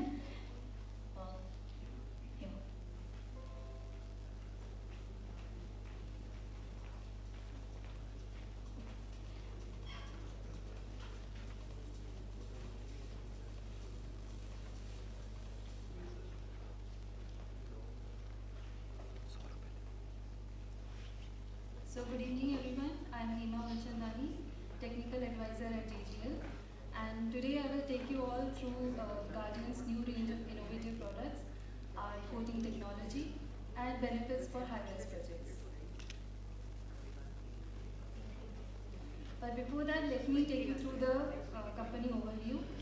So Gujarat Guardian Limited is a joint venture between Guardian Industries and Modi Rubber Private Limited, which is one of India's leading manufacturer of float, coated and mirror glass products. At our facility in Gujarat, we produce high-performance glass, which is used in exterior, interior and automotive applications. We have a rich experience of 50 glorious years, and we are associated with many firsts. We were the first ones to come up with the first float glass product plant in India. We were the first ones to establish curtain coater line in India. And in 2018, we introduced our advanced Magnetron sputter coater technology in India. So if you see our products, we are associated with many iconic projects. Two of them are one of them is the tallest building, which is Burj Khalifa, and largest single office building space, that is Surat Diamond Force. Now talking about our brand, so in India specifically we have 4 brands. Our popular brand Modigard, which caters to float and mirror products. Climaguard is specifically dedicated to distribution sector. Shower Guard is for shower cubicles, and Guardian Sun Guard, which is for reflective coated products for high performance projects. Now in India, we have wide range of products. So specifically talking about the thermal and optical properties of the glass. So all the products that we have has a very unique characteristic feature in terms of thermal and optical and aesthetic properties. So starting from HD, Solar, Solar Plus, high performance single low E and double low E products. I would like to, I'm very thrilled to introduce one of our Solar Plus series that is setting a new benchmark in monolithic range. So why is this so different? What is so different in Solar Plus series? In a conventional solar control glasses, what we get is a very limited savings on energy bills. But if we are using, however, when we are using a Solar Plus series, we are getting higher solar protection plus low emissivity that leads to more energy savings on energy bills. Now, specifically talking about the key highlights of this product series, it saves more on energy because it is saving more on solar protection along with low emissivity, and it is very low U value in monolithic range itself. So it is giving higher savings on energy and faster payback period will be there because the load consumption, HVAC consumption will be very less. And these products has very low internal reflection. It is very low as compared to the single glass. So in a single glass we have 8% of internal reflection, whereas in these products we are getting a 4% of internal reflection. Talking about the design flexibility, it has dual advantage. These products can be used in monolithic as well as in DGUs. So it gives a seamless aesthetics if you're using the same product in Vision as well as in Spectre. And in terms of sustainability, this product meets green building norms where the project is going for any certification like ECDC, GRIHA and IGBC. So if you see the product, these products will have a U value of 3 watt per meter square in monolithic range itself. And SHGC of this product is 0.27, whereas you are getting a light transmission of 27%. So specifically if your project is catering to sustainability, green building, so these products can fulfill the criteria. A very important criteria that I would like to highlight is the color rendering index. So these products clear and natural inside to outside views that you'll get because the coating that we are doing is on clear substrate, and it will allow a lot of natural light to come inside. So next I will be talking about the coating technology. Basically all our products, the coating is done on clear substrate.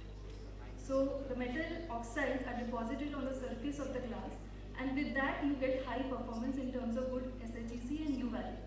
And at the same time the aesthetic part becomes very crucial. So when we are doing coating on clear substrate and when you are sitting inside and looking outside, so you tend to see coating with the help of a coating technology, you are able to connect to the true form of the natural environment in that true natural form. On either side you can see a coating on green substrate and a blue substrate. So in this case your product, your view when you're sitting inside and looking outside becomes tinted in a green shade or a blue shade. Also if you see the shadow that is falling. So the shadow that is falling inside, and if you're doing a very luxurious interiors, it will ruin your complete shade effectively. So with the coating on clear substrates, one positive thing, that advantage of this product is that you are able to connect to the environment in a true natural form, and the shadow that you're getting is also very natural.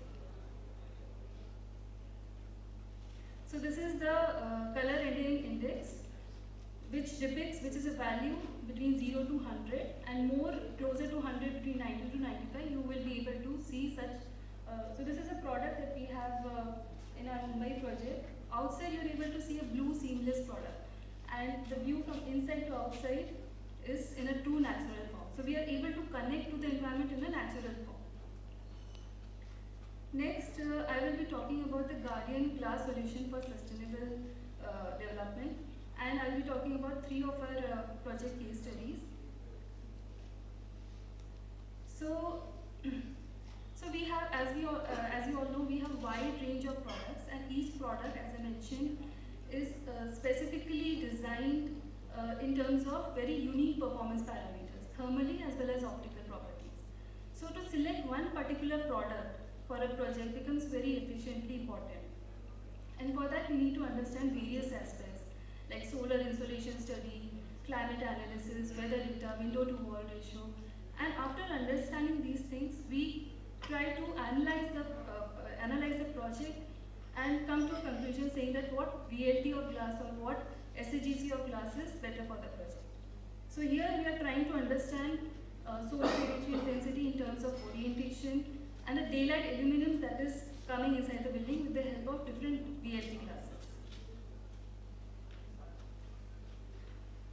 This is another project that we have done we are associated with in Mumbai.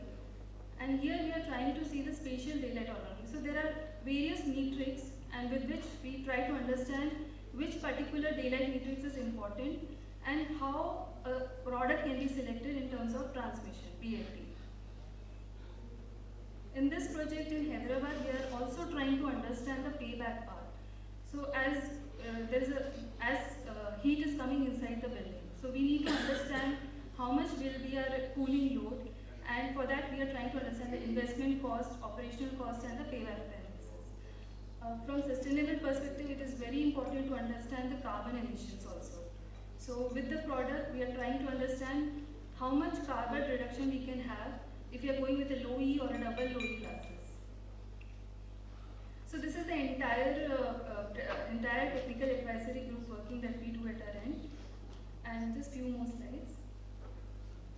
So this is a corporate commitment to the environment, which is we have products that are documented as EPD and PL.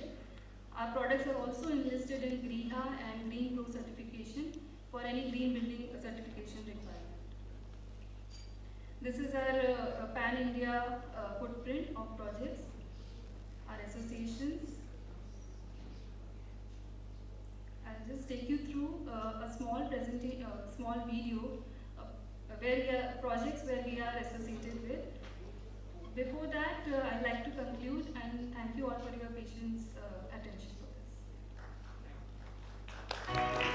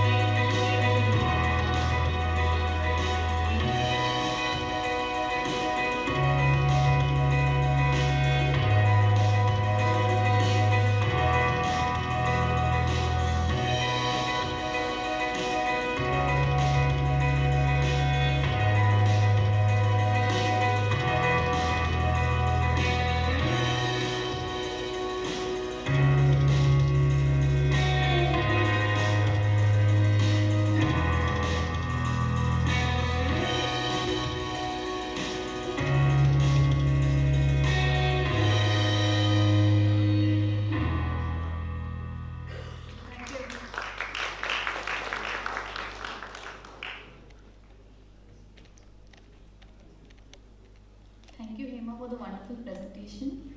If I may ask you to step on stage and ask Subodh Arora to come on stage to felicitate Hema.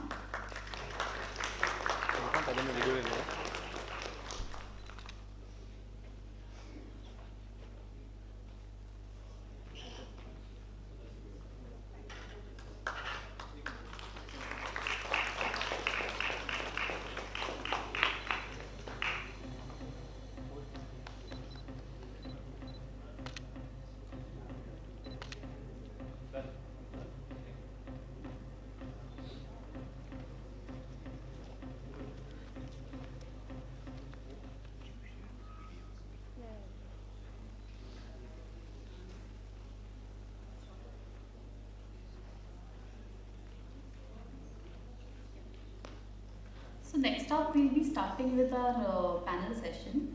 Building upon the knowledge sea that we have been presented with by our speakers, let us now engage in a panel discussion with our industry stalwarts for our next session.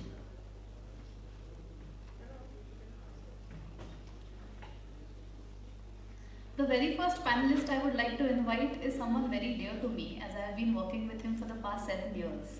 He needs no introduction as such, but let us welcome our very own and very charming architect Sandeep Shikre. Sandeep spearheads SSA Architects with a remarkable team of 300 plus that renders architectural, interior design and construction management consultancy services.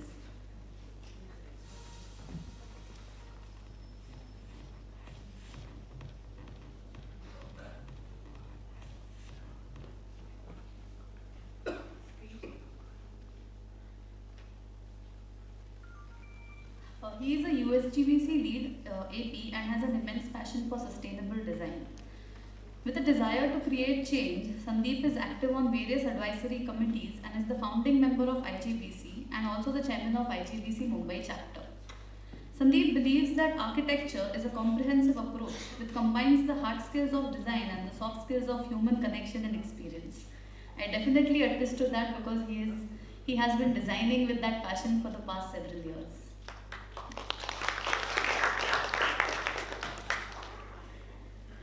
The next panelist I would like to invite is Mr. Prasad Vaidya. Prasad is the director of Solar Decathlon India.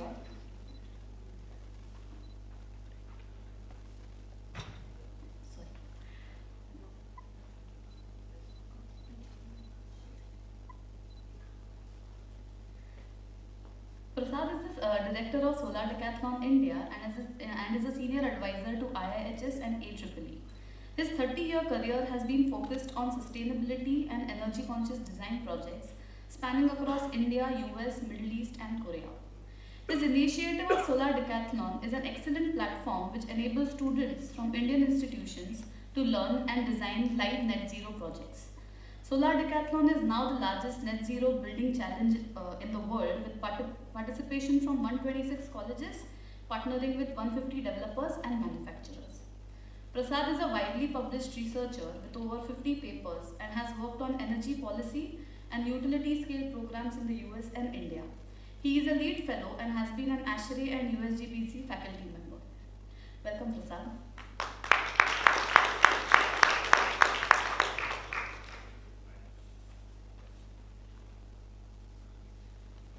Our next panelist is Ms. Natasha Das. Natasha is a business development engineer at OneClick LCA. OneClick LCA offers us a cloud-based software for easy and affordable carbon lifestyle assessment. Natasha is an environmental sustainable designer who has been working in the sustainability sector for the past 7 years. During this time, she has worked as a low-carbon design consultant in India and UAE. She is well-versed in green building standards and energy standards such as LEED and ASHRAE. Currently working at OneClick LCA, Natasha works together with clients to understand their needs and provide solutions which helps them achieve their desired carbon targets. Welcome, Natasha.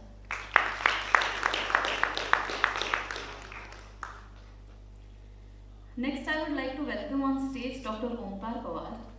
Omkar is currently working as the Innovations Manager at Shuko. He has received his Masters of Engineering in BITS Pilani and his PhD from IIT Madras in the year 2021. He is the first ever wind facade structural engineer in India with a doctoral research work focusing on wind tunnel evaluation of the surface pressure distributions in tall building facades. He has authored research articles and presented at various international conferences and is a recipient of AWSAR Award 2018 for the article Glass, Superhero in the World of Construction Materials. Welcome, Omkar.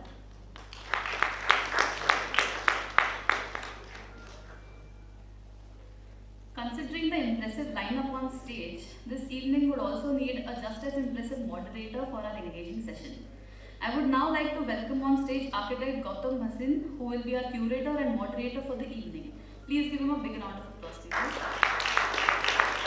Gautam is the regional director for Inhabit Group. He started his career as an architect in Mumbai and later diversified into facade engineering.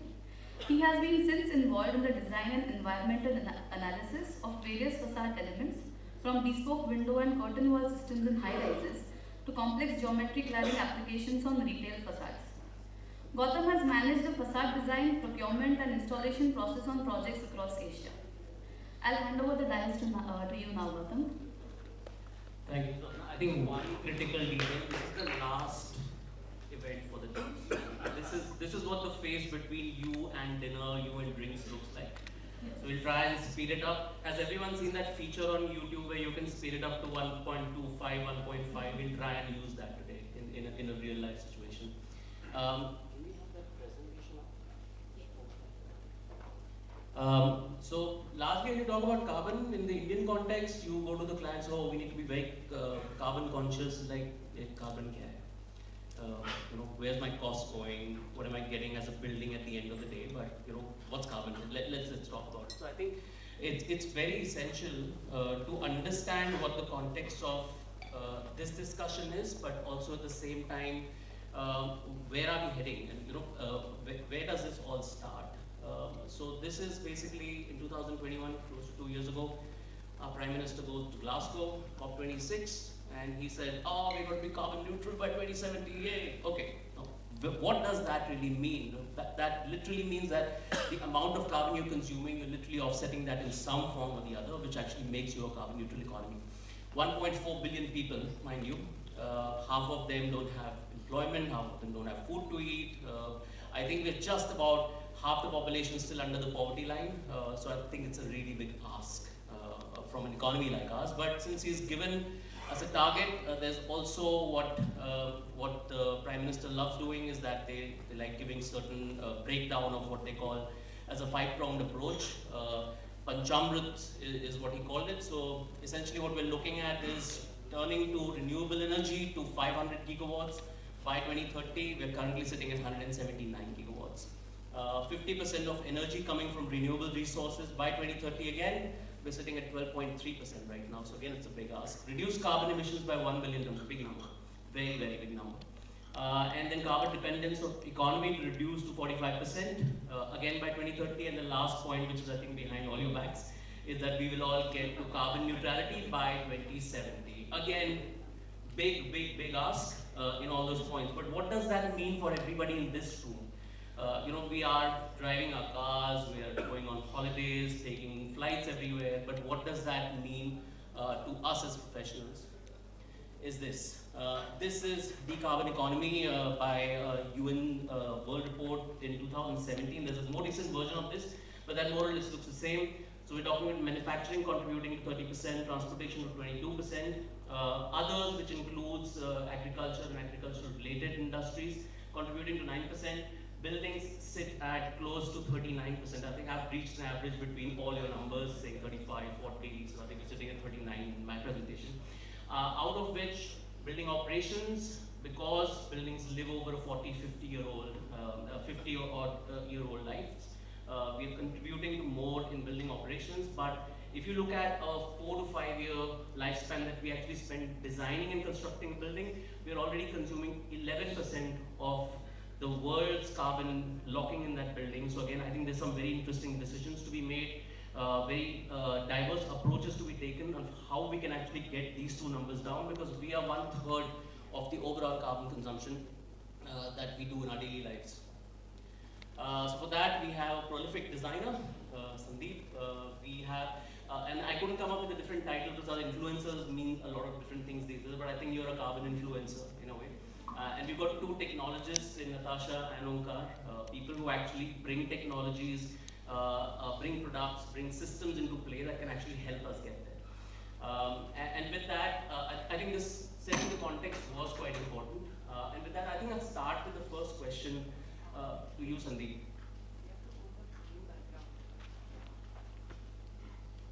Yeah, technicalities. I'll start with the first question. And the mic is hello. I'll start with the first question with, where I think we have been taking sustainable steps, being environmentally conscious throughout our design lives. You know, when we start sketching something, we look at the site, we look at orientation, we try and capitalize on what best we can do as a design narrative, which actually brings sustainable elements into it, even before consultants like us walk into the room, right? So that's what you have been doing, a lot of architects do. Has carbon become a concept yet in the design process? Have people started asking you about carbon? Has carbon become this yardstick for design? Right. So before I start giving you an answer, I must compliment the CTBUH team for having one more flagship event today. And I must say I have enjoyed both the architects' presentation. Kapila has left, Jonas is here. I fully endorse his statement. Everything begins with client and architect. You know, there's where the story begins. You know, today, if you will see the current situation, people have a very strong mechanism to evaluate the environmental sustainability, which is largely evaluated through a green rating system, where our energy saving, our water efficiency, our indoor environmental quality, there are certain specific tangible tools where you can evaluate the performance. You have SHA, you have ECBC. Whereas when we talk about a carbon, we are at a very nascent stage. As again correctly said by Jonas, we have mountain to climb. And the whole life cycle assessment is not yet have been imbibed into an attitude of a designer as well as a client. When you talk about a carbon, it begins from design, procurement, construction, operation, renovation, retrofit, demolition, and then recycling. That's the whole cycle, you know. And at every stage, the carbon emission calculation is one of the most important aspects. We do not have a very convincing mechanism to evaluate the embodied carbon, at least in our country. The operational carbon, yet we have quite directional and tangible parameters to evaluate. And 30% of total carbon emission is contributed through embodied carbon. And especially in our country, it will rise to 50%. There's a lot that needs to be done in our country. And I was amazed to see some of the numbers, just to add some of the things to you. The global GHG emission today is 8.4 billion ton. And with a historical growth of 1.3% every year, by 2050, it will reach to 4.8 billion. If we do not do anything to reverse this cycle, that means there will be a temperature rise of 6% from where we are today. So 1/3 of the world will become unlivable. I do not think many of the contributors from our fraternity are yet aware of this alarming situation. So I feel we are at a very critical threshold where client also must put that in a brief. So it pushes boundary for everyone, which includes architects and all other stalwarts who help us develop our design, but yet long way to go. Very, very long way to go. And I'm quite happy that our technocrats like Shuko gave a brilliant presentation, Guardian gave a brilliant presentation. So they are putting in their efforts to come up with the products, come up with the manufacturing mechanism where they are very conscious about the carbon emission. But as a designer, I think this is a battle we have yet to win. There's a lot that needs to be done. And I'm very happy to see Natasha here. So I'm very eager to hear from her as to what kind of a user-friendly tool she can give it to us, so that certain indices can be established at the beginning of the design. only one thing I'll say, Gautam, we have indices for all engineering parameters. But many of the times I feel there are the indices for architect. For example, if a client gives a parking lot to design, I may design it of a particular area. The another architect may design it with different area. Where are the indices that the parking has to be 20 square meter and should not exceed more than 20 square meter?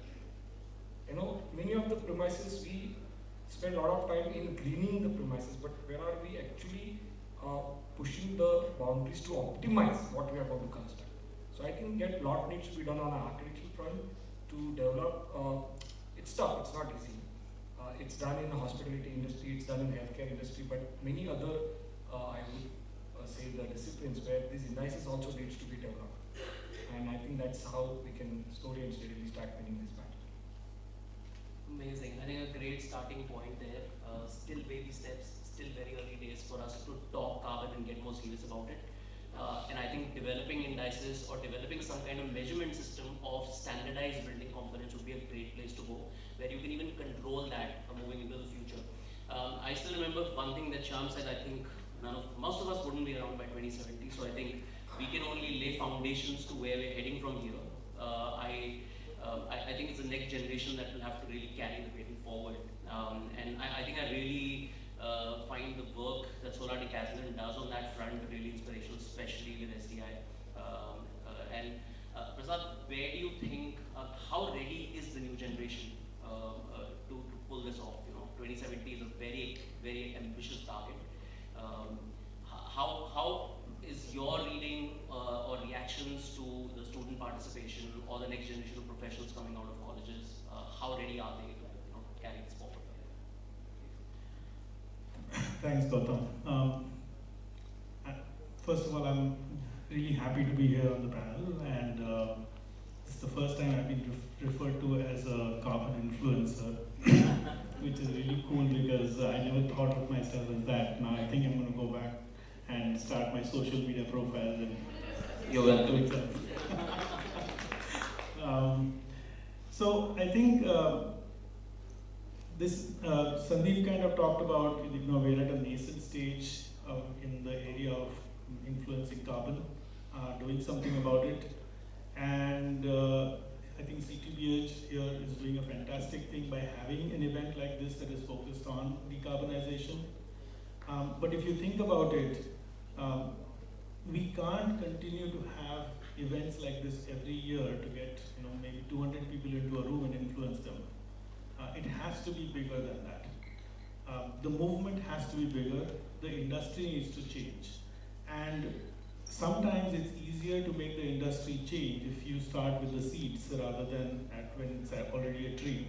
So the idea with Solar Decathlon India is to take and go into the seed level and make the change in the student portions or with the students, but also to influence the industry. So in 2019, before we started Solar Decathlon India, I did a study of the Ministry of Education and the number of courses and number of students that are there. And we have 500,000 or 5 lakh students who graduate every year who are simply connected to the building industry. This is architecture, civil engineering, mechanical, electrical, etc. Right? So none of these students, 500,000 of them, are coming out with no knowledge of decarbonization because it's not covered in the curriculum. And this was the other study that I did to find out what's covered in the curriculum.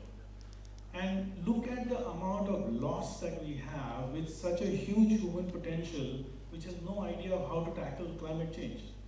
So the idea with Solar Decathlon India then was, if you're trying to change the industry and trying to look at what's going to be done for this 2070 thing that you talked about, it has to be done with people who are currently in colleges, but also with the industry. And so the entire program is structured around this idea that it has to be challenge-based. But there are 3 elements to it which I think kind of, try to make it into a movement. One is, of course, that it has to be focused on climate action, because that's what we're talking about. The second thing is what I refer to as a low ceiling, low floor, high ceiling environment. What that means is that you allow anybody to come in and you allow them to fly as high as they can. So you have to structure your educational curriculum, your environment, and Solar Decathlon India does this by providing resources, providing, allowing industry people to come in to mentor students. All of this by having a really, and it's a competition, right? So you can have people who go and come up with innovative solutions. So how do you create that? So the low floor and high ceiling environment allows you to have innovations, allows you to have lots of people and participate, and some people to really excel. So you get a whole movement going on with this. So these are the elements that really help. Now the third thing actually with Solar Decathlon India, and I think the education system, especially new education policy, is also trying to do this, which is that it has to be market ready education. So when the students come out, they have to have a hit the ground running kind of a readiness. And this is important, and Solar Decathlon India does this by involving people from developers, industry people, manufacturers to come in and work with the students. So when students come out with ideas, they are also able to influence the people who are working with them, which is industry people. The vice versa thing also happens where if you have people who from the industry who are experts, they're able to mentor the students. So this sort of thing, these three elements are trying to create a movement. And and let's hope that it works. So currently, unfortunately, our curriculum is really poor in terms of addressing decarbonization, and there are pathways that are available, and Sandeep and I have been working with the Council of Architecture, trying to give a new curriculum or changes to the curriculum that address climate change throughout the 5 years of architecture education. But we need to do the same thing with AICTE as well, because civil and mechanical engineering also needs to start looking into this. Thanks. Yeah, so catch them young and then catch them quick. I think that's probably the way to go, because that's where we'll actually train the next generation of professionals that are actually going to walk into the profession and potentially carry this at a much faster pace, because I think we're literally running out of time. 2030 is about 7 years away, and we have some massive targets to achieve by then. I think there was one point with in your presentation, Yunus, which spoke about data, right? So I think data is an extremely important component of this conversation, where we try and measure and record and share, and that actually creates an ecosystem of information that people can then capitalize on. Which brings me to our next question, Natasha. I think they also say that if you can't measure it, you can't address it, right? Unless it's measurable. How can people get access to very clear, precise, but still very simple to use tools that can actually help them analyze carbon intelligence? First of all, thank you for inviting me to the panel. Fantastic discussion. I think I would like to take the point from UHA is to connect and understand who your client is. That would be the first step. But in terms of technology, one-click LC is an extremely easy software to use. You just have to upload your BOQ and you have your data ready. It is as simple as that. It's just one-click generation of report. But that is one aspect. Understanding what the report says is important as well, which is where education comes in, which is where understanding comes in. One-click LC, we work with architecture schools. Our license for architecture and research is free. So if you want to develop a course on LC analysis, you can come to us. We will give you the license for free.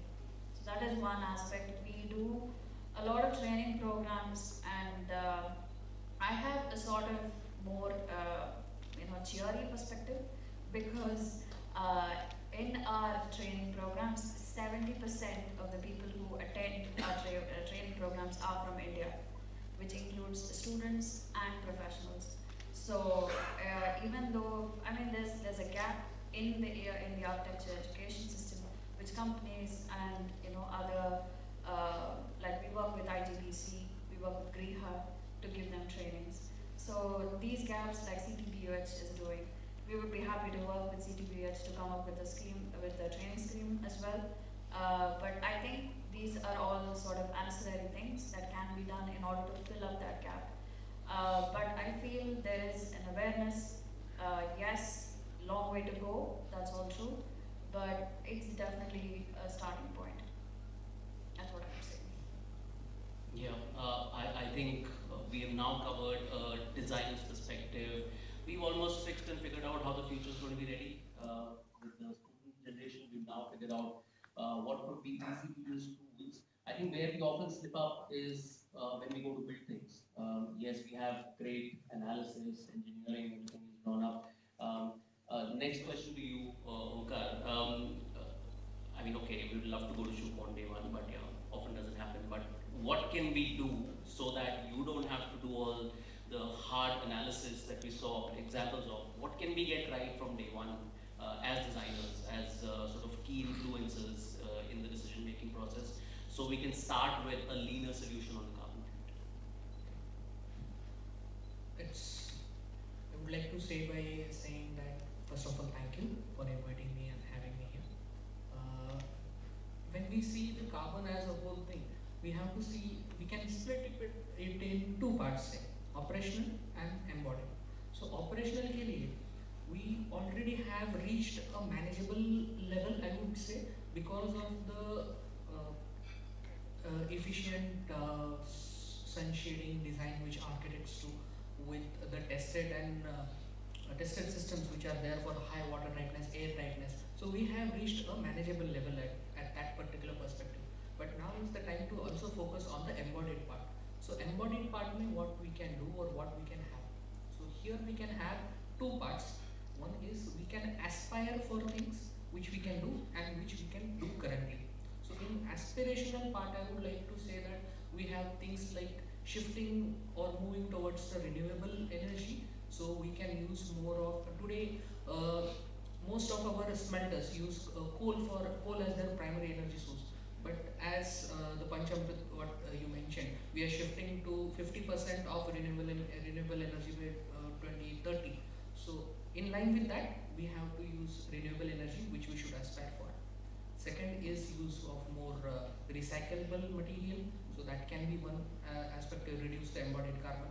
The third can be the hybrid systems to bring in timber or any other system. So that is what we aspire for, but what we can do today is also equally important.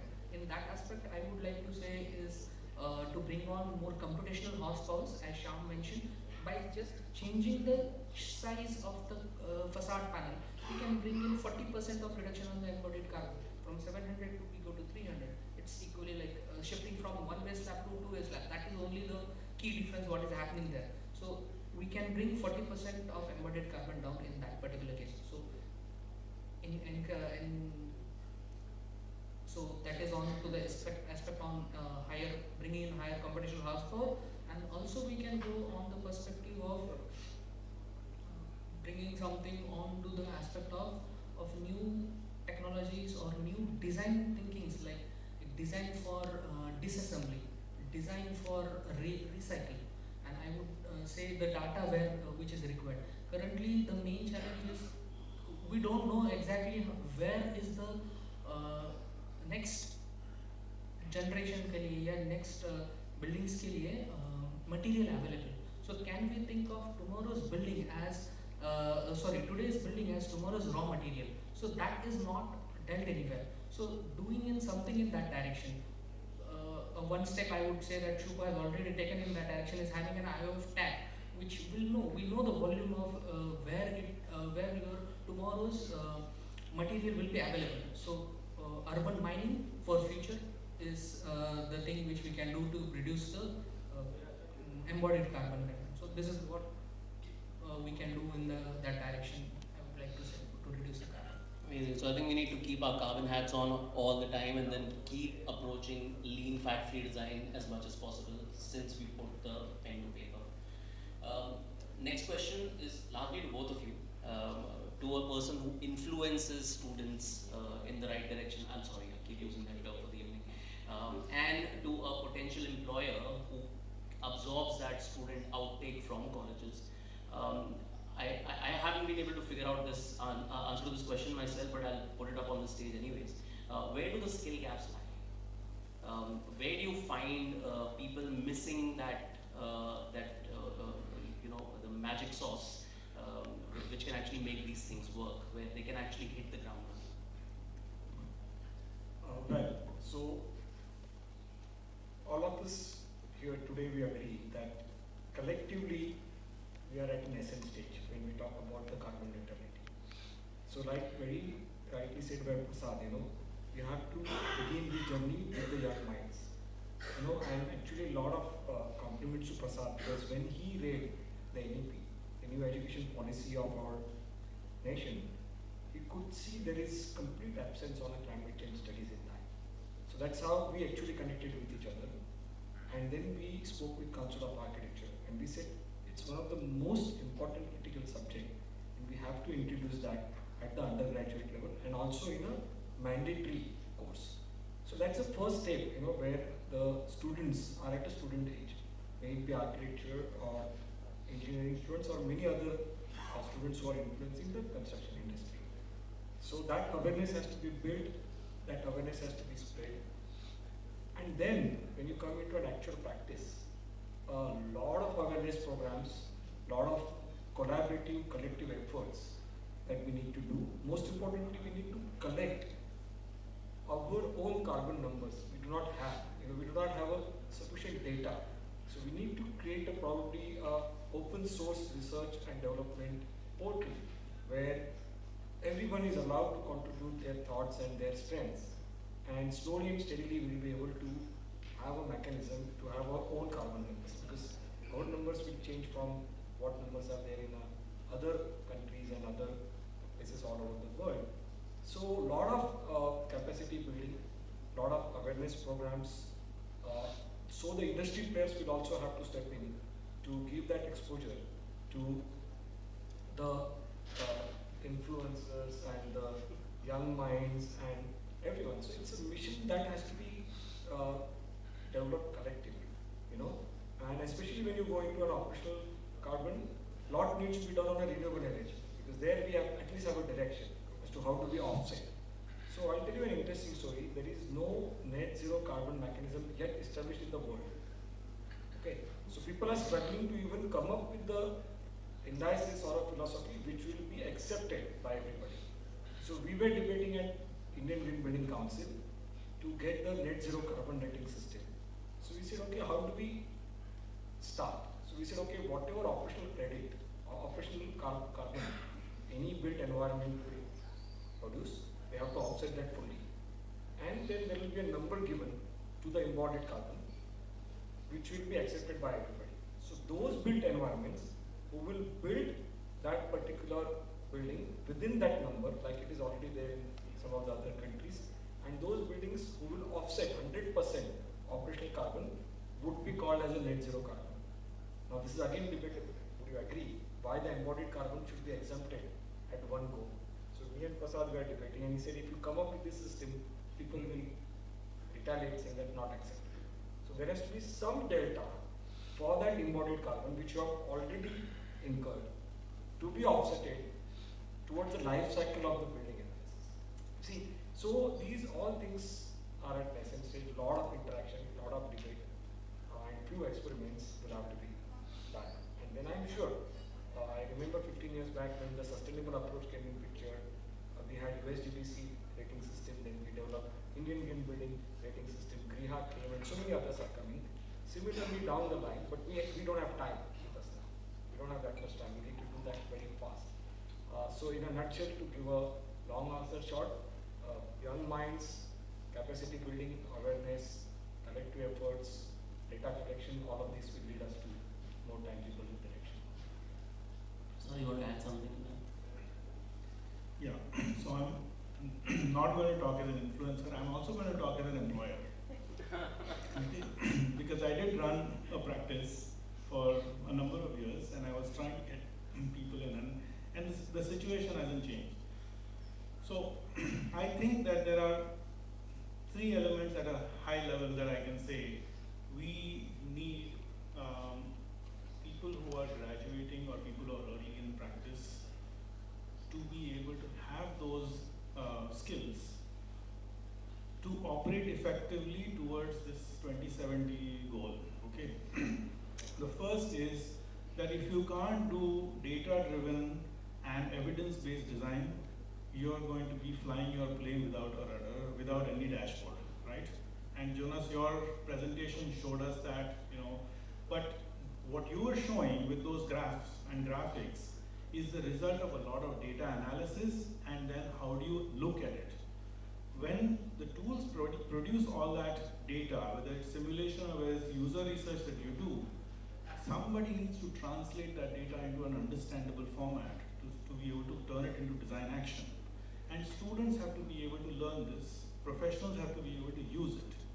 So data is this first thing. Data-driven, evidence-based design, you have to be able to master that. If you don't, we're not going to get it. The second is that, Sandeep, when you work on a building, how many people do you interact with to get from start to finish? Plenty. 20? Plenty. 30? More than that, right? When you're working on a design and you're working on consultants, designs, etc., how many people do you work with? Very intelligent question. I fully agree with it. That is a time where we need to spend more energy, efforts, and focus, so that whatever will evolve as a basic first design will then lead towards more better results. I agree. So I think that, Jonas, your projects, you probably are working with 12 to 20 people who are actively involved in the design, influencing the design, whether they are manufacturers like Shuko, or whether they are consultants, or whether they are in-house team members, right? But we are taught to design in our heads, on paper, or on a computer by one single person. Solo flying is not the way to go to 2070. You have to be able to collaborate, and you have to be able to accept inputs from all others to be able to come up with a design that is robust. This is the second thing. The third thing to me is that students, professionals do not know how to do product innovation and how to use product innovation. So I think Shuko was talking about this. There was a fantastic example of how the extrusions can be made different if there is a conversation happening between the designer and the product maker. This is called product innovation. Unless we are able to get into this mode, we will be designing buildings that are just business as usual. So to me, if we can get these three things into our heads, into our methods of working, there is chance. If not, then it's business as usual. Right, so essentially we're talking about data-driven, evidence-based design, people who should be able to deal with certain tools that actually help us get that data, and then it's a computer at the end of the day, so it's rubbish in, rubbish out, so you should be able to decipher what that data means and then make it an actionable element onto the design. That's what we're looking at. So I think those are the three essential elements that we need from professionals. Not just the future professionals, but even current professionals to start gearing up towards that as an approach to getting to 2070. It's an amazing segue to my next question. That's for you, Sandeep, again. Where do you think you really need help? I think Prasad said, how many people do you work with? You said plenty. Where do you think you really could use data, could provide, or could use inputs, and at how early a stage in design to be able to start looking at carbon a little more intensely? Well, at the very initial stage, obviously, I mean, when you develop a design program, that's an important stage. Design brief and design program actually drives the entire evolution of your design, right? So, as I said, like today, when you talk about sustainability, when you talk about microclimate responsive design, you have a tools with you. You can do an energy simulation, you can do a daylight simulation, you can do a shadow analysis through a very convincing and tangible mechanism. So similarly, we have a huge dependency on, of course, like a one-click LCA and also several data-driven, user-friendly, easy to understand, and as Prasad very correctly said, which is implementable templates or implementable guidelines. So we need it at a very initial stage. All the numbers, all the factors that will influence the carbon emission of built environment as an embodied carbon and also as an option carbon. For example, let me tell you, the designer must also be smart to understand. When we design a building, we have a facade, right? You understand, right? When we put a shading device, we are increasing the embodied carbon. But perpetually we are saving the operational carbon. Now, how do you really offset that? It's like when we do a capex, we always tell our client, okay, one time you are spending, but perpetually you are saving. When we talk about even energy saving devices and so on. So similarly, this particular science, to understand the relation between embodied carbon and operational carbon, and what is over a period of a life cycle analysis of building is going to be beneficial to the client and the occupants, has to be evaluated in a much more robust manner. And that is where I think we are having a journey towards that. So we need it at a very, very initial stage. Like what she said, you can go on their website and do an analysis, but this needs to go to much, much bigger and a larger level for us to understand. Amazing. So I think that's a message to all developers, try and get us on board as early as you can. And this is the last question. So, I'm clubbing the question for the two technologists on the stage. Is the technology industry, whether it be a software that helps us make the right decisions, or a manufacturer, or people who actually translate the building to its physical reality, is that industry ready to give us handy data that we can then translate back into our designs, which then sort of aligns with the long-term vision? And whoever grabs the mic first can take it. Thank you. I would actually like to connect back to what architect Sandeep said. So today we saw two presentations. Jonas, of course, is the developer's favorite child, but we had even couple who's who I think what stood out for me in both those designs, fantastic designs both, is that in couple's design he used exposed concrete. Alright, he called it deep structural understanding. I think that is the sort of mindset that an architect or a designer has to be in. Understanding why I'm using this material, what this material is going to be. Like Reha has a system where they analyze just the big ticket items. So what is the embodied carbon of steel, glass, cement, all of these things. They have very simple Excel-based chart. It's not like a life cycle analysis, but it's at least a starting point. It gives you that number. So one click and say we have a software called Carbon Designer 3D.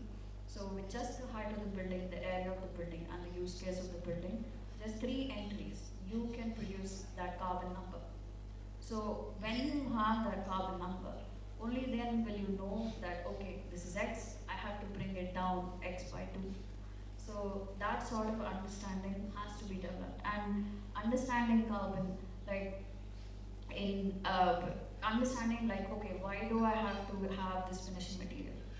Is it really required? These are the kind of questions that architects have to ask. And in terms of like databases, yes, we do not have data in Asia itself, forget India. We, as much as data that is available in the West, we are definitely at least a good 10 years behind. But we are working with a lot of think tanks that are developing baseline studies for developing at least those numbers that can be used by regular architects to say that, okay, I want a material that has like 10% GGBS, 30% GGBS. What does that mean to a regular architect? I think that is a question that needs to be asked even before we develop these databases. We can develop a database, that's not a big deal, but who's going to use it? Is the person understanding that number that they see on the screen? That is more important, which is why I think like many green building councils have done a fantastic job. Of course, it's a rat race to like get the credits and things like that, but we have lots of green building consultants who come to us saying that we want an LC analysis because we need a LEED Platinum building. So if there is a market-driven requirement, people will follow.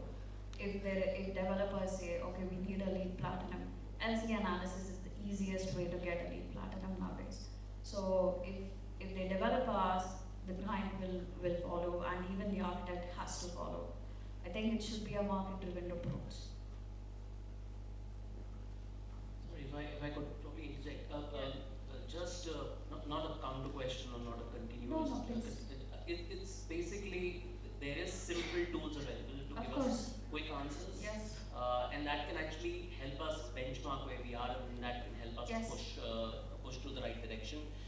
Data, as you said, is available, but what to do with the data is important. Exactly. To be able to understand and interpret that data is important. Yes. So I think that's actually a very decent place to be in. There are tools available, we just need to know where to look. Exactly. So we have developed a tool called One-Click LCA Planetary, which is free. We have developed this with the GBCs across the globe. So it gives you data A1 to A3, only cradle to gate. So that is just the embodied carbon calculation. So it's a very good starting point. It's just that the intuitive nature of an architect is not to go to an LCA database and find that data. It's always to like go back to my design. Okay, I need concrete. An architect does not think that that in the concrete I can have recycled content. That sort of knowledge, that sort of mindset shift has to be there. That is what I'm talking about.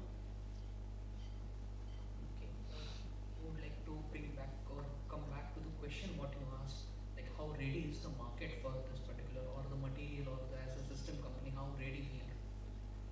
That is a ouch question for currently because as Sandeep said, we are in a nascent stage and we require union of both the software which is user friendly as well as the material data which is easily available.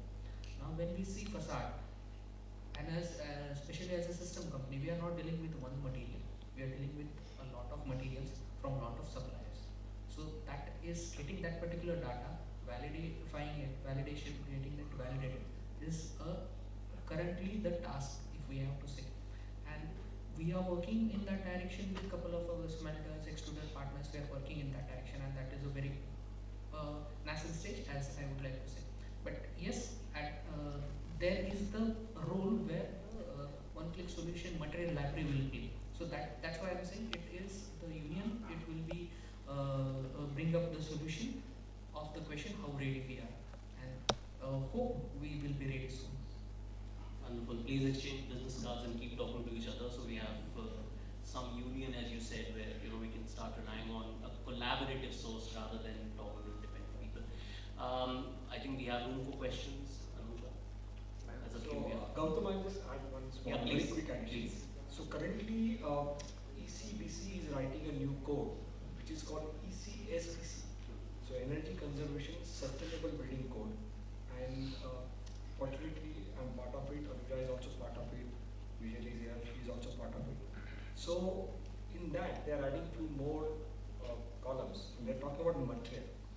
And the material committee head came up with a very interesting proposition that he said the material that will be quantified with kg CO2 per square meter emission. And they will give the indices for the ECBC basic, ECBC plus and ECBC super. So you can see how the codal provisions are also moving towards that, because regulatory and codal provisions are the first step so that everybody will have to follow. You have no choice. It's mandatory for you to follow those indices. And don't be surprised, in another 3 to 4 years, all our architectural fraternity will be given the numbers and will be told that please design your building within these numbers. You will not be allowed to cross these numbers in terms of embodied carbon. So I clearly say that that's the way we are heading towards. Yeah, I think a little bit of carrot and stick approach would perhaps work well, where you are given targets that this is the baseline, do not go. No matter how much your money your client has, you can't cross that. What knows about that? Question. Yeah, good evening. This is Bhavesh Mehta from Reliance Industries. Thank you, Anuja and CTBUH for inviting me for this session. See, the topic is Roadmap 2070 for carbon neutrality. Of course, I'm a part of the IGBC student activity, and we have almost 1,500 members across Mumbai, and I'm connecting to each and every colleges. So why don't we have a white paper? Because we should bridge a gap between industry and students. They are the future. So when I go and meet the students, and when we ask them about what is 2070, what is our PM's suggestions about carbon neutrality, they are zero. Okay, I'm sorry to say that leading architecture college, the student doesn't know about what is carbon neutrality. So why don't we should publish a white paper on a simple user-friendly language, and we can, as a student chair of IGBC, I can definitely promote to the future of the country. This is just my suggestion. We should do that. And as Sandeep Bhai said, ECSBC, I'm also part of HVS in our committee of ECSBC, which is going to be in 2024. Okay. I was also part of European Solar Decathlon, which was happening in Paris, and I have mentored from ISRO, IITB, and Ratna Sundar College of Architecture. 3-4 months I was Rangan Banerjee was there, and I really enjoyed working with the students of IITB and Ratna Sundar. So I think white paper should be published with the help of, I'm also a member of ASHRAE, ISRO and all. So with the help of all these organizations, associations, I think we should publish a white paper so that at least students should know that what is going to be carbon neutrality and decarbonization. This is what I would like to suggest. Yeah.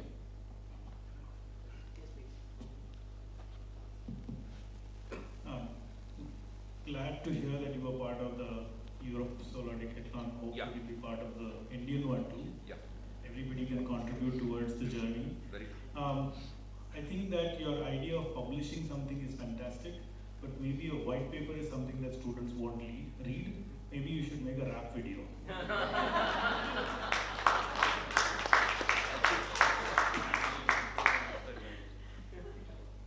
quick question for you guys, because I'm not as well informed, but internationally, what we've seen having the biggest impact, as much as we do in our little sort of bubble of trying to do well, the biggest change will happen at governance level, right? At governance level, government level. And the biggest impact we've seen is when governments, in various sources, sometimes it's in the form of incentives, sometimes it's in the form of embedded carbon taxes or costs, or regulatory limits. That's already happening in the UK, it's happening in Denmark, it's happening in Scandinavia. And what it does is it gives the developers, it gives the contractors, the guys who are building the buildings, opportunities to save a lot of money and to get incentives, get extra FSI. I think there's an incentive that's being launched in India as well. And I think when I was speaking about the client side setting the brief, when the desire is there to push the design team and there's a real incentive, and I'm talking financial incentive to do it, that's when it tends to really take place. So I'm wondering, we're talking about a roadmap, and it was accepted that nobody really knows how to get there. Is it not potentially our duty here as a group to come up with a roadmap and tell the government, this is what you need to do if you want to achieve carbon neutrality, and have them help us push our clients? And how do you see that happening? Is a general question for you guys.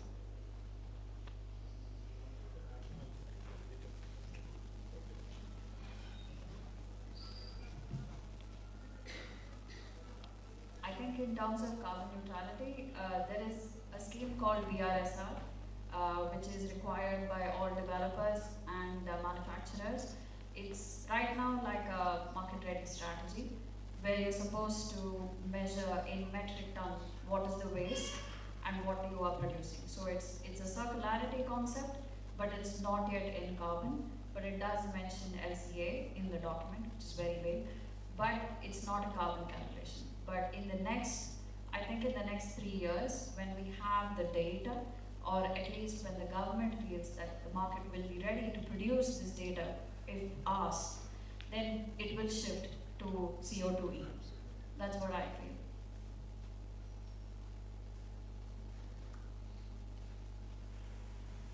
So I'll take the question from the standpoint of governance, regulations, etc. The Energy Conservation Building Code, the commercial version of it, was launched in 2007. That is probably 15 years ago. There are only a handful of buildings that have been done as pilots that have actually implemented the code. The rest of the code implementation has come about as a result of the fact that they were incorporated into the IGBC and GRIHA, etc. So people who are voluntarily following the code to be able to get recognition into some green building rating system. There were incentives put in for the rating systems by various state governments that allowed the rating systems to be implemented and for buildings to be rated, right? So one of the very popular incentives additional FSI or additional floor space that was given for buildings that were rated. So incentives tend to work more than pure regulations in India. And I think we are a people who are very good at getting around regulations if you put them in front of us. So, you put a red light, I'll figure out how to get around the red light. But if you put a camera on the red light that's watching me, then I'll become more responsible. So, in terms of mandatory regulations that, in the form of codes, what we still have not figured out is how do you enforce the code with the right kind of watching techniques? The construction is going on, and there are thousands of buildings being built across India. Are we going to be able to put cameras and monitor what's going on in all of those buildings, whether the insulation is being put in, what the carbon content is? Because we'd be happy to report fantastic numbers on all buildings if nobody's watching what's actually being done. So this is the challenge, but I think the challenge can be dealt with if we come out with the right enforcement techniques. The enforcement techniques that are used in Europe and North America and Australia and other countries where you sort of put the code out there and you think that people will follow it, those are not going to work here. So we have to come up with maybe a technology solution like we have for the traffic cameras. Sorry, gents, can I just interject? I think we have the next room to draw the rest of the roadmap to 2070. So we So just to continue. yeah, please. Just to add to what Natasha and Prasad said, it's all about our numbers. So government has already made it mandatory to publish your ESG, which is your environmental sustainability code. And all the corporates and the big ticket items have been able to produce that particular goals through our operational carbon because that is yet available. Soon our numbers will be available. I am very confident the governance will come, and as you said rightly, we all must collectively actively participate to arrive at those numbers as early as possible. Lot has been done, lot is been getting done, but lot needs to be done also. So that's a take home that we should have with us. Right, thank you. I know there's some brewing questions in there. Rest of the roadmap can be drawn in the next room. And I think Prasad, we need to work on that hip-hop video. It's a really cool item. So thank you everyone. I think quite a few people survived the end. Thank you.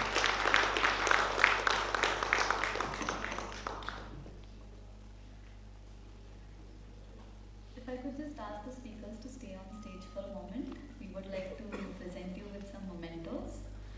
I would like to call upon Pankaj Dharkar sir to present a memento to Sandeep Shikre.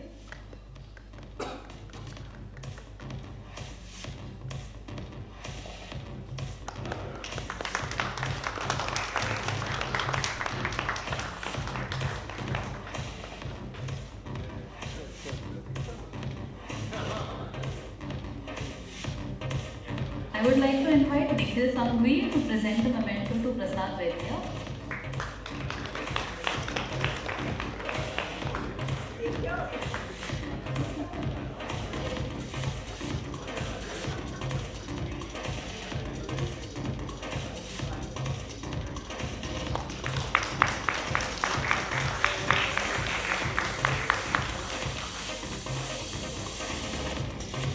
I'd like to call upon Suraj Nair to present a memento to Natasha.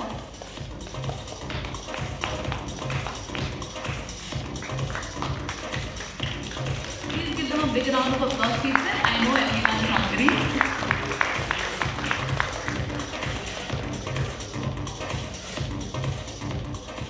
I'd like to call upon Anuja Sawant to present a memento to Dr. Omkar Pawar.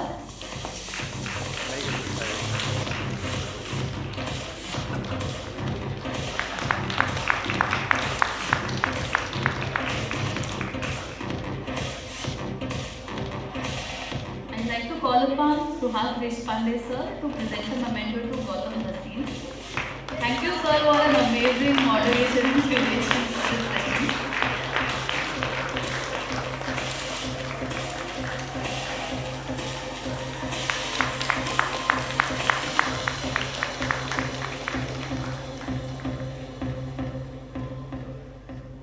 I'd like to thank everyone to be present for this session and for a lovely evening. We can definitely now move towards the other ballroom wherein dinner and cocktails are served.